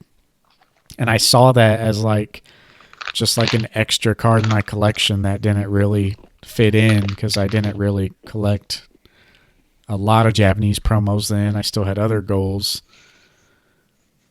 So yeah, essentially, Which I think it's something that we can touch up on, because sometimes, like I mentioned about having like tunnel vision when it's looking at like making decisions and trying to make money, not seeing other factors that were right in front of me that I should have seen. yeah, This is one of the ones that sometimes don't lose distraction of just because you have your eyes on a certain goal. Don't lose distractions on other factors, and even like taking a step back and trying to think about other factors that you're not even thinking of. mm-hmm. And because you don't want to make these decisions and like impulsively, just because you're trying to get, for example, the hot new Moonbreon card, because you're seen everywhere on social media and you feel like you've got to be a part of it and you got to post it on your Instagram. Yeah, And you're selling, I don't know, you're selling near mint shining, I don't know, shining P-Tar or something like that, just to try and afford it. Like you're kind of losing focus of something that has good value, and you're buying high on a card. Or, mm-hmm. maybe the shiny T-Tar or whatever isn't a good example, but the point is there's other cards that very well could continue going up, and vintage high grades is better. You're probably there's more likely to continue going up and seeing a healthy growth than ultra modern cards, even though ultra modern will go up eventually with some of these alt arts. It'll take a long time. Yeah. I would say like my it like I don't know how to say it. Like I said, I don't really consider that a mistake that I sold early, but my thought process was a mistake, because my thought process then was, well, I'll sell all this stuff and it's a cool card and all, but I want to buy this instead, and I'll buy that card again later. So that was my thought process, where now it's like, if I want that card, like when I sell it, I'm sure to like have another copy on the way at that moment at that price. So right now I'm selling some PSA 10s. Like as soon as the 10 order is in, like I have the 9 on the way. So it's stuff like that. Like I'm fail safing myself from that happening again. Whereas like, yeah, that Pikachu I sold, and like I'll buy this card again after I complete this goal. And now, yeah, it's a lot pricier. And also, like to add on to that deal, like when I sold that Pikachu, I had an entire like Ultra Pro binder, 360 cards of every, like it wasn't complete, but I had every secret rare ever made from Dark Raichu all the way up to, I think, Noble Victories, which was kind of, a couple sets old at that time. I had like every secret rare marked in a binder, and my goal was to buy every secret rare and have like a binder collection of every single secret rare ever made. But I ended up selling those because they were just getting kind of crazy with how many secret rares they were putting in the sets. And I still had a ways to go. I was like, this is going to cost a lot of money, which, a lot of money in the hobby back then was like $500. So it's like this was going to cost like at least $1,000. So that was just absurd. So why not just sell all this and focus on these other goals that are more realistic? So that was my thought process. And I sold all the cards I did have in that binder during that same time period. So that was a lot of OG level X's that I pulled myself. That was, a lot of good stuff in there. But yeah, we can't go back though. It's just timing the market. And like I said, those sales went into other cards that I can't complain about today. So I can't complain about it because it allows me to buy back that Pikachu at, $3K. And that'd just be absurd back in those times for me to spend that much. But it's becoming kind of normal now, which is kind of scary. Yeah, definitely. I can't imagine, like, you have like 60 secret rares or whatever it seems like in one set nowadays. So that's just not feasible unless you have a lot of money you continue to pump into the hobby. Yeah. But yeah, Ambitious. anything else you want to mention? That was it.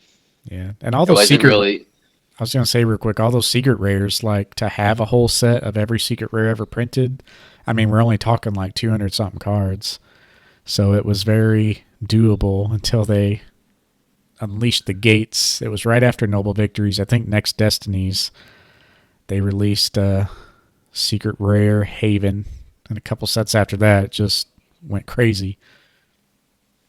But yeah, lots of mistakes. I was going to say there aren't really a whole lot of like mistakes I've really been making since then. So we're talking about basically May of 2021 was the last one where I really bought a lot of seal product to buy. And I'm mentioning this again because it really leads up to the next aspect of the next segment of this episode, and that would be the questions. Or the questions. Yeah, and this next one is, what do you expect the sealed/modern situation to look like in about 5 to 10 years? Yeah, we touched on this a lot in the last episode in our Collecticon experience. I mean, I really don't know. I just know it's going to be sketchy, and I don't really want any part of it.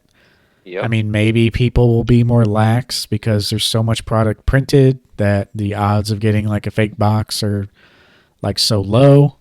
But if it's something like, I think normal sets like that should be fine.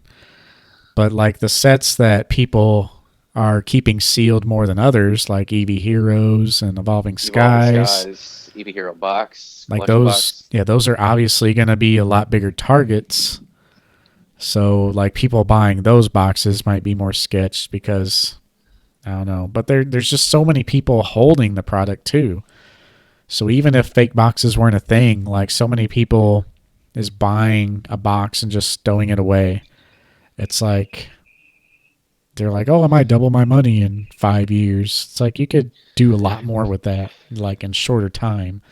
With the But stock market. Maybe not right now, but but that's just how people collect now. They want the box. Like even who people like people who aren't necessarily wanting to make money off the box, they it's just part of a collection now. People collect the box just because they like the way the box looks, and they're I mean, not there are some like that. I think there are some uh, like that, but they're not yeah, necessarily buying it to like, oh, this is gonna go up. Like people like just collect sealed in general, whether it's for good reasons or bad reasons. Like so much sealed product is staying sealed nowadays. But and when those do and dry up, like it's going to be a real big problem when like those are drying up because then people will there's so much product out there, people can get like raw boxes and raw materials super cheap because there's so much product. So like when the day comes, whether it's like 20 years down the road when Evolving Skies boxes do start drying up, it's like that's when it's going to be real scary. It's going to be like base set today, you just can't trust it. So yeah, I'm not saying people should go out and sell all of their steel product right now, um, or even this year, even next but year we are. necessarily. Yeah, I've sold all mine just about. I think the only thing I have left is those Eevee Hero packs and some Sun and Moon random packs that were in blisters, but they were third-party blisters. And I'm pretty sure there was a set that I bought that was resealed because it looked like it was resealed and it was done well, and the cards were facing the other way. So yeah, it was pretty Yeah. much a guarantee that they were resealed. And the other ones I have don't look resealed, but it's a third party. I don't know. It's definitely a possibility. Those are some I might send to PSA to be graded because it's like a Cosmic Eclipse, Ancient Origins, and a few others. I might just, for hits and giggles, just send it to PSA and just see what happens. And maybe I get a 10. Maybe they tell me it's been ripped open and I somehow missed it. But I look more closer at them, like the back ends, and I didn't want to do too much because I think part of the thing that they grade without looking at it, like the factors, I think that's part of the factors is like the seal on it. Yeah. And and we mentioned in the last episode, but the whole where everywhere's going, you can't sell sealed to collectible stores, hobby stores. Nobody wants it. Some of that is because that they have their own product to sell, but not all. Some people they just don't want to deal with it. And I don't. I think you will see growth. You will, especially in the next 5 years. Like uh, I was actually going to look real fast. I think so. A good one to compare EV Heroes to as a box is Ultra Shiny GX, which is what became Hidden Fates, and so that came out in I think 2018. Yeah. It was like the very end of 2018.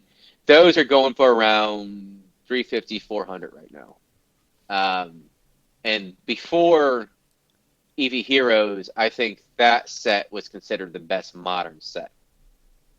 And you're looking at it now. Let's see, 425, 400. So yeah. Um, so I think you're looking at maybe 4 to 500 for the EV Heroes. Probably no, it's going to be less. I would say maybe around 400 Yeah. in 5 years. I think isn't too far out. Maybe 350, 3 to 400. I think by next year you could see them going for 250. But like a lot of this steel product is going to be very, very slow in increasing price. I think you might double your money on some of these items in 7 or so years, depending on what it is. But like anything that is random, anything that's just packs, that's random items that people aren't going to think about that they just sold at a store, like some of these tens maybe. some of these other random sealed products that they have. Those things aren't going to be worth very much. It's basically what's going to have value is the packs within them or the cards within them, not Yeah. necessarily the thing itself. And I think you're better off taking your chances with better quality, more rare, more sought after cards. And how many people, how many vendors are staying away? Like you can't go to your local gaming store and try to sell your product unless they know you, I'm sure. Because I tried 6 different stores and they're like, nah, nah, nah. That's just here in town. And it was really hard to find. Like, it's easier if it's modern to try to find somebody. But in 7, 8 years, what's it going to be like with the things we mentioned?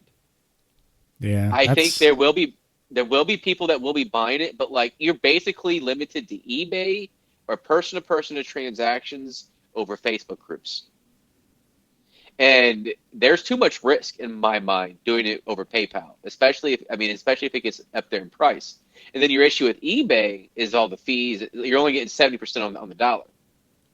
yeah. So there, like those factors that were kind of starting to be obvious. I didn't want any part of it, and I think you're not going to see as much growth as what you're expecting. There's so much in circulation and being kept sealed that it's gonna, as people lose interest in this set, and then maybe a few years after that, gain a load of interest back into it, you'll see an uptick. But I don't even know with what to predict the value. I know I say maybe 2 times in like 5 years, but I think that's probably a fair estimate. But between 5 and 10, so you're maybe 3 times.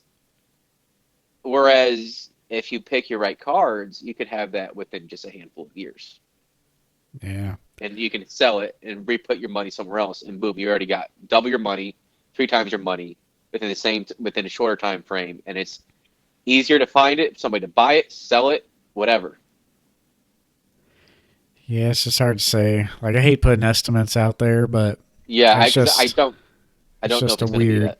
yeah, it's just a weird market to be involved in. And like point to what you said, baseball's already like that. Like nobody really cares to have much sealed product on the surface level. Like, yeah, a lot of that is like super high end collectors. I mean, sometimes they'll have boxes, but people just want the card in the box. So I think we can see that with modern. More people are liable to like want the actual box of, older stuff, base set obviously because it was the first.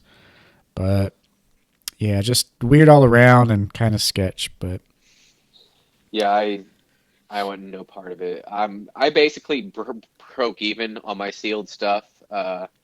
My broke even to gain 5 to 10%. With inflation, it's probably about even. And with taxes on a few of them, I might lose a little bit. But you know what? Whatever. I didn't want to deal with it. I just wanted it all gone as fast as possible, and I wanted to put it towards other transactions within the hobby. I want to go on ASAP before. Like I've mentioned before with other aspects of selling. It's like when people start needing their money, they're probably going to be going to their sealed stuff first. yeah, And so all of a sudden, these are things that might be harder to sell once there's another flood in the market, and it might be even less. Well, I'm not trying to hold this stuff for 5 to 10 years anymore. I was trying to sell it ASAP, and I don't regret my decision at all. I was able to quickly put it back into it. I actually put that money towards Disney Lorcana, and that'll be some of the grading fees that I will be getting for those. And obviously, with those, I'm going to turn that eventually into Pokemon. High-end Pokemon is the idea with that. Um, yeah. but My that's a whole my other thing story. is But just like, yeah, I'm selling probably what sealed I have as well, but it's not really in fear of the future of the market because like I guess being in it so long, I kind of knew the good products because the only good products I really saw during the hype was the EV Heroes special box and the Celebrations UPC, and then the anniversary set booster box on Japan side and the Go set on Japan side. Like those are the only sealed products that I bought and kept like through the hype. So did pretty well there at picking the good products, but I still will probably sell them, but not really because of the sketchiness and uncertainty. But because, I see that growth, like you said, just taking so long, and I just want to be pretty active now in the time of buying, where it's like, like the EV Hero special box we talked about many times, it's probably a good thing to keep, but I'd rather turn that in to stuff now that, it's a little more protected. Granted, they might not go up as much, but I'm getting back to more of the roots, like collecting just to collect and not really chase the money. So I kind of got sucked into that with those products, even though they were good calls. But it's like, it's a little bit of that, and it's not really genuine. So maybe I sell the EV Hero special box and I buy the Moonbryon if I like modern stuff. But yeah, I definitely not going to be buying modern with that money. But I just want to Yeah, convert it into something now and really hone yeah, in on the goals and especially my grading, because my grading pile is still large. So yeah. I would say I definitely. I mean, that wasn't a huge part of my collection, but I had Poke Center Celebrations ETBs. I had there was some other ETBs that I had. Then there's the Evo Hero box. There was Evo Heroes, the booster boxes from the first print. There were Shiny Star V, Miracle Twin. There was a lot of Japanese sealed stuff primarily. Very little English, almost no English. I think the Celebrations ETBs were like the only sealed ones that I had, and it was just kind of one I saw. Yeah, obviously it was where the market's headed, but it's also the saturation and how long it will take to get money back. Whenever immediately I wanted to hurry up and put that money. I was trying to go for another Disney Lorcana set. Was honestly what I was trying to do. But in the time it took me to sell all that, they nearly doubled in price. yeah. They went outside. They went outside my high price range. They were like under like 1,800 to 2,200, whatever. That's I could do that, and I was trying to sell it. It took. I was able to sell everything within like 2 weeks, but that wasn't quick enough. Yeah. And What kind of sets because are of that, going ham? yeah, Everyone they're looking last I looked, those. they're like 4,000. I think that's probably where they're going to stick for a little bit. Is around 4,000 for the time being. Um, Maybe 5,000. We'll see. But anyways, it went outside my price range, and I actually decided to buy a Lorcana card. I thought I did amazing. I must have missed it in the photos or not see it from the quality of the photos because I knew it was going to be a 9 most likely. This Robin Hood card had I bought just individually, but after looking at it, there's the underlying foil is exposed on the right border. Ah. And I was like, shit. Yeah, yeah, that's probably, I mean, it was 650, which is pretty much right where you would expect it. I had to outbid a little bit to ensure I got it, and I'm glad I did because it would have been 620 was the next highest bidder, and like a boss, I didn't bid once till the final 8 seconds. And I was just like, I just put the flat price I was willing to go to, and that was it. And the person had 5 seconds to try to re-enter that, and they did not do it. And I saw they were able to get it like 2 or 3 times, but like it wasn't enough. I mean, Anyways, I'm trying yeah, to. it doesn't really matter too much nowadays, because if they just put more than They you got as their bots. max bid, well, if they Yeah, if they put more than even the you as their bots. max bid, it still goes through to them. Yeah. But if their max bid was like, just below what you had, then they got to quickly up it if they want to up their max bid. That's Well, that's why and it's like kind of safe just to like put yeah, whatever you're willing to pay, because that's exactly if you have that's to exactly change what I it, then did. it's not that good. And like I did this with a few. I got a steal on an AR. It was AR 2, I think it was. It was the higher Arceus. I got it for like 250. There was three other people that were bid. There was at least two other people bid hitting on it. I didn't bid it once, and then again in the final 10 seconds, I bid it and I got it for like 250. I got a steal on that card, and so I've one thing I have learned is I'm quite the sniper when it comes to some auctions. But anyways, that was the whole goal of trying to sell and move this, and the rationale to selling the sealed stuff primarily was because I could quickly get the money for it, Yeah. and I didn't think long term with what I'm trying to do was worth it because the percentage growth I expect from this Lorcana set, especially with the cards I have, was significantly higher than anything I'd see in the next 5 to potentially 10 years from the sealed stuff. So it was a no-brainer. For sure. Yeah, our goals change, and that's what's influenced me a lot. Is I'm always changing my goals, and I did pretty good with what came back. I'm not keeping very many cards at all. A couple cards got a 10 that I want to sell and get a 9 in. So that's kind of my way of going about it. But yeah, I guess that's pretty much it though for the question. Kind of elaborated I on that quite a bit. oh, yeah. I thought you had a question. I guess not.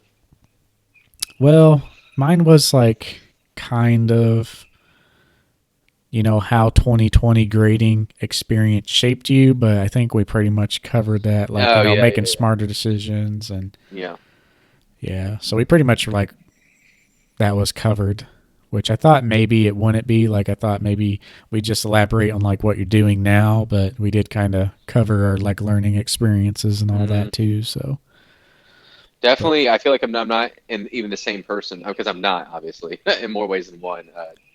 But like the amount that I've learned within the hobby, not just the knowledge I've gained within the hobby with the cards, what are some of the obscure cards that are worth money, and even if I don't quite forget the origin of a card, but even though I recognize it, like I quickly know where to like research. Like, oh, okay, so that's how you could get that card, yeah, because I'm not going to pretend I have encyclopedic knowledge on all the rare cards. I'm not there yet, and I don't know if I care to have that. Um, but it's the internet's a powerful resource, and that's how I use it. So I yeah, have gained a lot more with that. I remember this was after all those situations that I described. I went on like it was like a 2 week binge or like a week binge or something like that, where it was just like every rare card that had over or that had under like 5,000 cards known in existence. I went through the origins, every promo from XY, Sun and Moon, Human Sword and Shield. I went into how that card was released. I went to how many copies approximately. I mean, it was quite the rabbit hole. yeah. And maybe you wouldn't But have done that if you didn't have that experience. I So mean, yeah, I felt like yeah, I mean, yeah, I needed to learn more cards that were worth something in case I came across one. So yeah. yeah. But yeah, for the game, I mean, this is something still ongoing. The old Charizard UPC. We have a game. I think we've done it before of how low can you go, and Charizard UPC is interesting. So, if you guys don't know, there's an ultra premium collection with Charizard coming out. There is estimated to be about 3 times as many made than the Celebrations UPC, which was an okay amount. But, Celebrations UPC had the gold Charizard and Pikachu, very hype cards, OG artwork in gold form. And this one doesn't have any gold cards, but it has 3 unique alt art Charizard cards. So big news. Lots of hype. There's going to be many more, 3 times as many, but people are struggling to get the pre orders in at the MSRP. GameStop was one of the first places, and a lot of people were kind of sleeping on, I feel, because they just assumed there was going to be so many of them, which there are, but I feel like the Charizard hype, once again, is just too great to be reckoned with. And I think these are not going to be down to MSRP. They might be kind of close, but I don't think these will be able to be picked up at MSRP, ever. I think if people see this on the shelf for 120 something bucks, they're going to buy it. And I think that will always be the case for a long time. I But don't expect okay, so I like to relate this to the Celebrations UPC. Those hit even on eBay, you can get those with 240 shipped. Off eBay, you could find them even cheaper, like around 200 or so shipped, although that was kind of like the really, really low. You're looking at about 225, 240. If those hit that price with having significantly less quantity printed and the demand was very, very high. Will it be as high as the Charizard UPC? I think that's very difficult to ascertain right now. But it's going to be a force. But I don't think you're going to see it more than 200. Maybe out the gate, obviously, but I think you'll be able to find it after a couple months for around 150 shipped, maybe 160 shipped. That's kind of what I'm thinking. Yeah. So what's your absolute lowest like for the question? How low can it go? If you buy it on eBay, I would say 150 to 160 shipped. That would be the lowest. I'm not saying obviously it won't be out the gate, but I think that's about where it'll be. Because I just don't, we know there's multiple waves coming. How many, it's kind of unknown, but there was only one wave with Celebrations UPC, and they were scarce from the get go. Yeah, you could say it's Charizard. You got like a silhouette of Charizard. Well, the other one at Pikachu, the 25th anniversary, the hype and the stonks, the stonks. You gotta get the stonks on this UPC was pretty high on that. I would say higher than the Charizard UPC. Yeah, the Yeah, demand might be higher for the Charizard UPC with the alt art cards, but the power of money behind stonks and having to have that set, I think, is pretty high too. I think, looking at the celebrations UPC, I naturally think that's a better product. Um, just because it's first ever like official metal cards we got, and OG Charizard. But knowing that got all the way down to 240, and believing that, it makes me think like, yeah, maybe 150 for the Charizard. But I also think, Charizard's Charizard, and you get three alt arts. It's not the gold OG artwork, but it's three unique arts. And the fact that Modern is doing what it's doing right now, that's what makes me think this will be a little more, like maybe in the 180 to 190 range. So I say that because I think people will buy this at 200. So I almost wanted to say like 190, 200, where like it's going to have a hard time breaking much below 200. Because Well, I almost wonder if it's worth just buying the cards raw if that's all you really want. could be, yeah. I mean, that's definitely a play. Like the cards are always going to be great. Probably the best Charizard alt arts of all time, because I can't imagine them, doing another product like this. But it is Anytime Charizard, soon. so who knows? Well, he's getting pwned on one of his cards, so I guess that's how you Yeah. interpret that too. So But I say you say 150 to 50, one 160. sixty, yeah. So I'll say 180 to 190. Oh, you're not going to go with $1, huh? The price is right. No, I think they'll be close to 200, but I think people will, yeah, be buying these up when they dip below 200, enough to And where it like stalls and has trouble breaking below that. that's to me that is acceptable to buy secondhand prices, in my opinion. Yeah, same with me. It's Because acceptable. there is the value is pretty close already, just like it was with Celebrations UPC. And there's a certain element to not spending a day going from place to place to place trying to find this. And some doucher already bought every store out, and you can't get it, and they're quickly reselling it. Like that's not worth it. I'd rather pay if you assume 140 shipped, right? About 140, 145 shipped already out the gate for this product, even if it were just like a normal UPC. If you consider that and just $50 more, that's really all it is. That's really not that bad. That Yeah, beats spending a whole day trying to find it. I will pay that any day of the week for these cards. That's completely fine to me. There's a certain level of convenience you have to factor in when you're looking at the monetary value. Some of these hidden costs and ancillary. Some of these secondhand unseen costs, if you will. And I think people like the highest pre-order I think I've seen of these is a 300. So whereas with like the Celebrations UPC, it was a lot higher than that. They were 400 plus out the gate, yeah, and I think they were going for 600, 700 before they released. So I mean, if you want to compare that, it's like I know people they're thinking they're going to miss out, but like, dude, it's chill.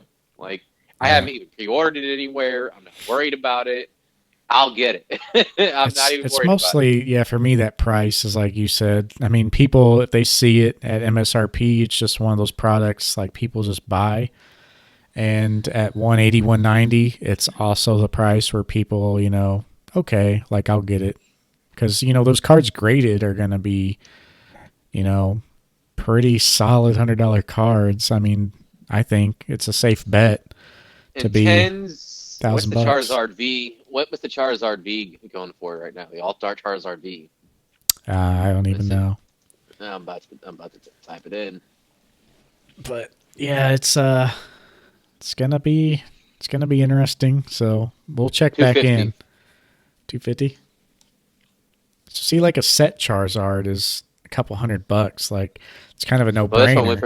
this one went for 450. Well, okay, 250. I don't.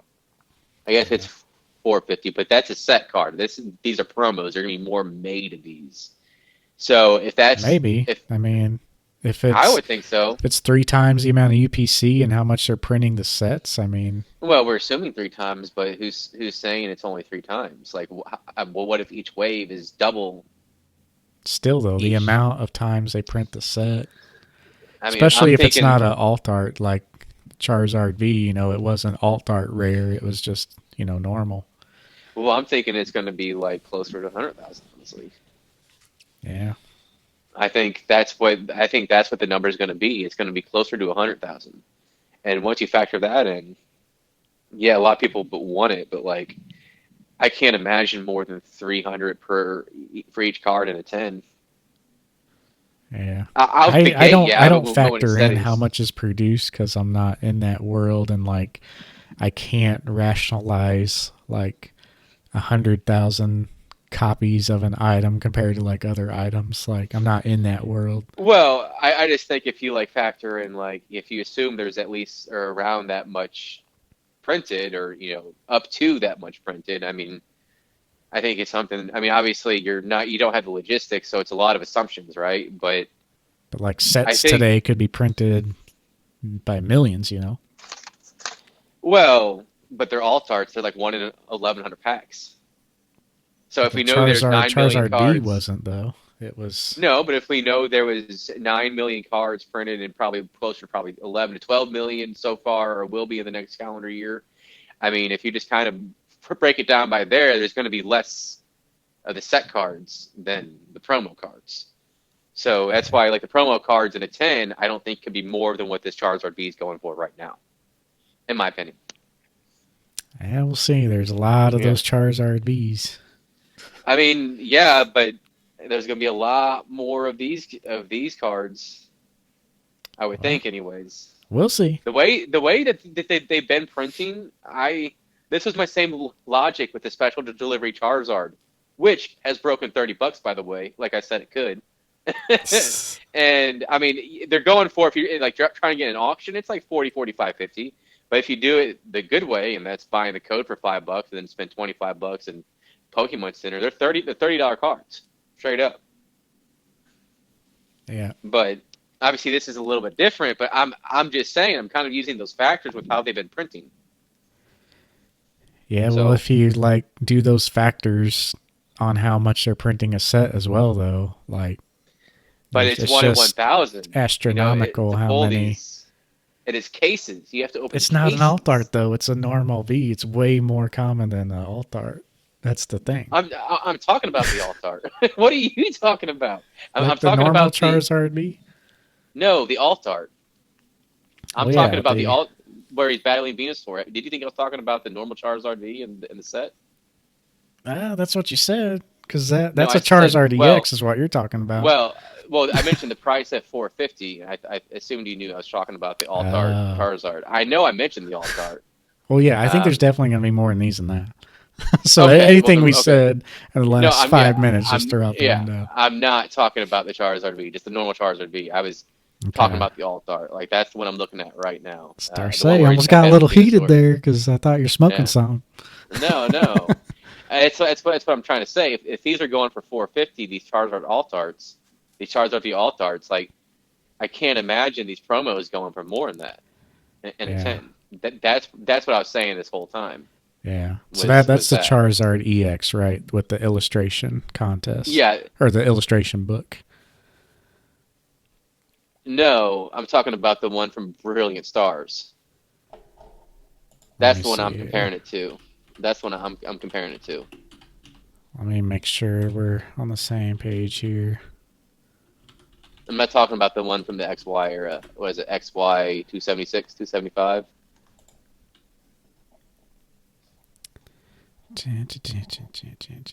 Okay. So that's That like one. it's really similar to the Charizard EX. Yeah, the one that they basically this is like an homage, and then these cards coming out with these promos is a continuation of this battle, or well, Yeah. a ton of them was with the Venusaur in the background and the Charizard sleeping. That's why I'm comparing it. Is one of the reasons why I'm comparing it. So if these tens are going for 465, and there's probably somewhat in short supply, I would think, in terms of grading. I would have to take a look at the graded numbers, but um, I would think if these are going for that price, there's no way these promo cards could go for more than that. Out the gate, yeah. I mean, first to market, right? But overall, I can't Yeah. imagine the promo cards going for more than these. So what I'm trying to get at is I think these cards in a 10, these promo cards, maybe $300. Yeah, I think they'll be less than that too. But yeah, I think it's still a no brainer though that they're like a $200 graded card.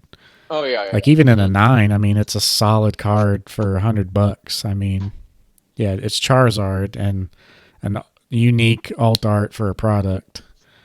So yeah, definitely value there just because what it is. So it's gonna be hard. It's gonna be hard for these boxes to bust below 200.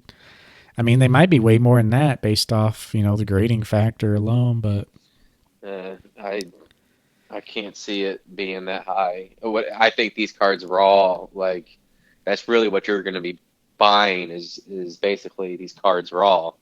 And I mean, yeah, there's packs obviously included, but I'm not even factoring that in. But I guess you can in the value.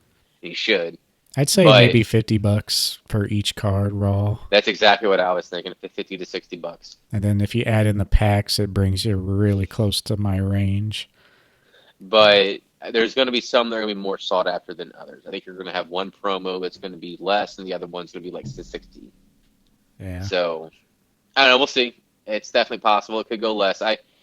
150, 160 on eBay shipped is essentially MSRP, honestly, because if you count like the shipping and the fees for eBay, it's actually pretty close. Yeah. That don't matter for the buyer, though. Yeah. But yeah, I guess we should wrap it up. Any last comments you want to make? This might be our longest ever. Yeah. I think we got everything in. Yeah. This was a good one. We really went in depth. We kind of went on some tangents here and there. Um, Yeah. but I think this was a lot of good quality, top to bottom. Cardinals are still playing, and it's And they're not looking losing. good, but I know. they're in the middle of an opportunity right now. So we're going to wrap it up. See, Yeah, hopefully the Cardinals don't wrap up their season as well, but they would if they do. I mean, they deserve it. Yeah, and they just ended the eighth inning. And Nolan Arenado strikes out. I mean, they deserve to lose. Honestly, if they lose, like that was that just probably their is the way last it is. chance. I mean, Arenado and Goldschmidt have been real rough. They So, deserve it. They deserve every piece of flack they get because they just showed up flat. Everybody did. So all right, y'all. Thanks for listening. If you're listening this far along, say bananas in the comments, and maybe we'll send you something cool because you deserve it as well. So, all right, guys. See you in the next one. y'all have a good one.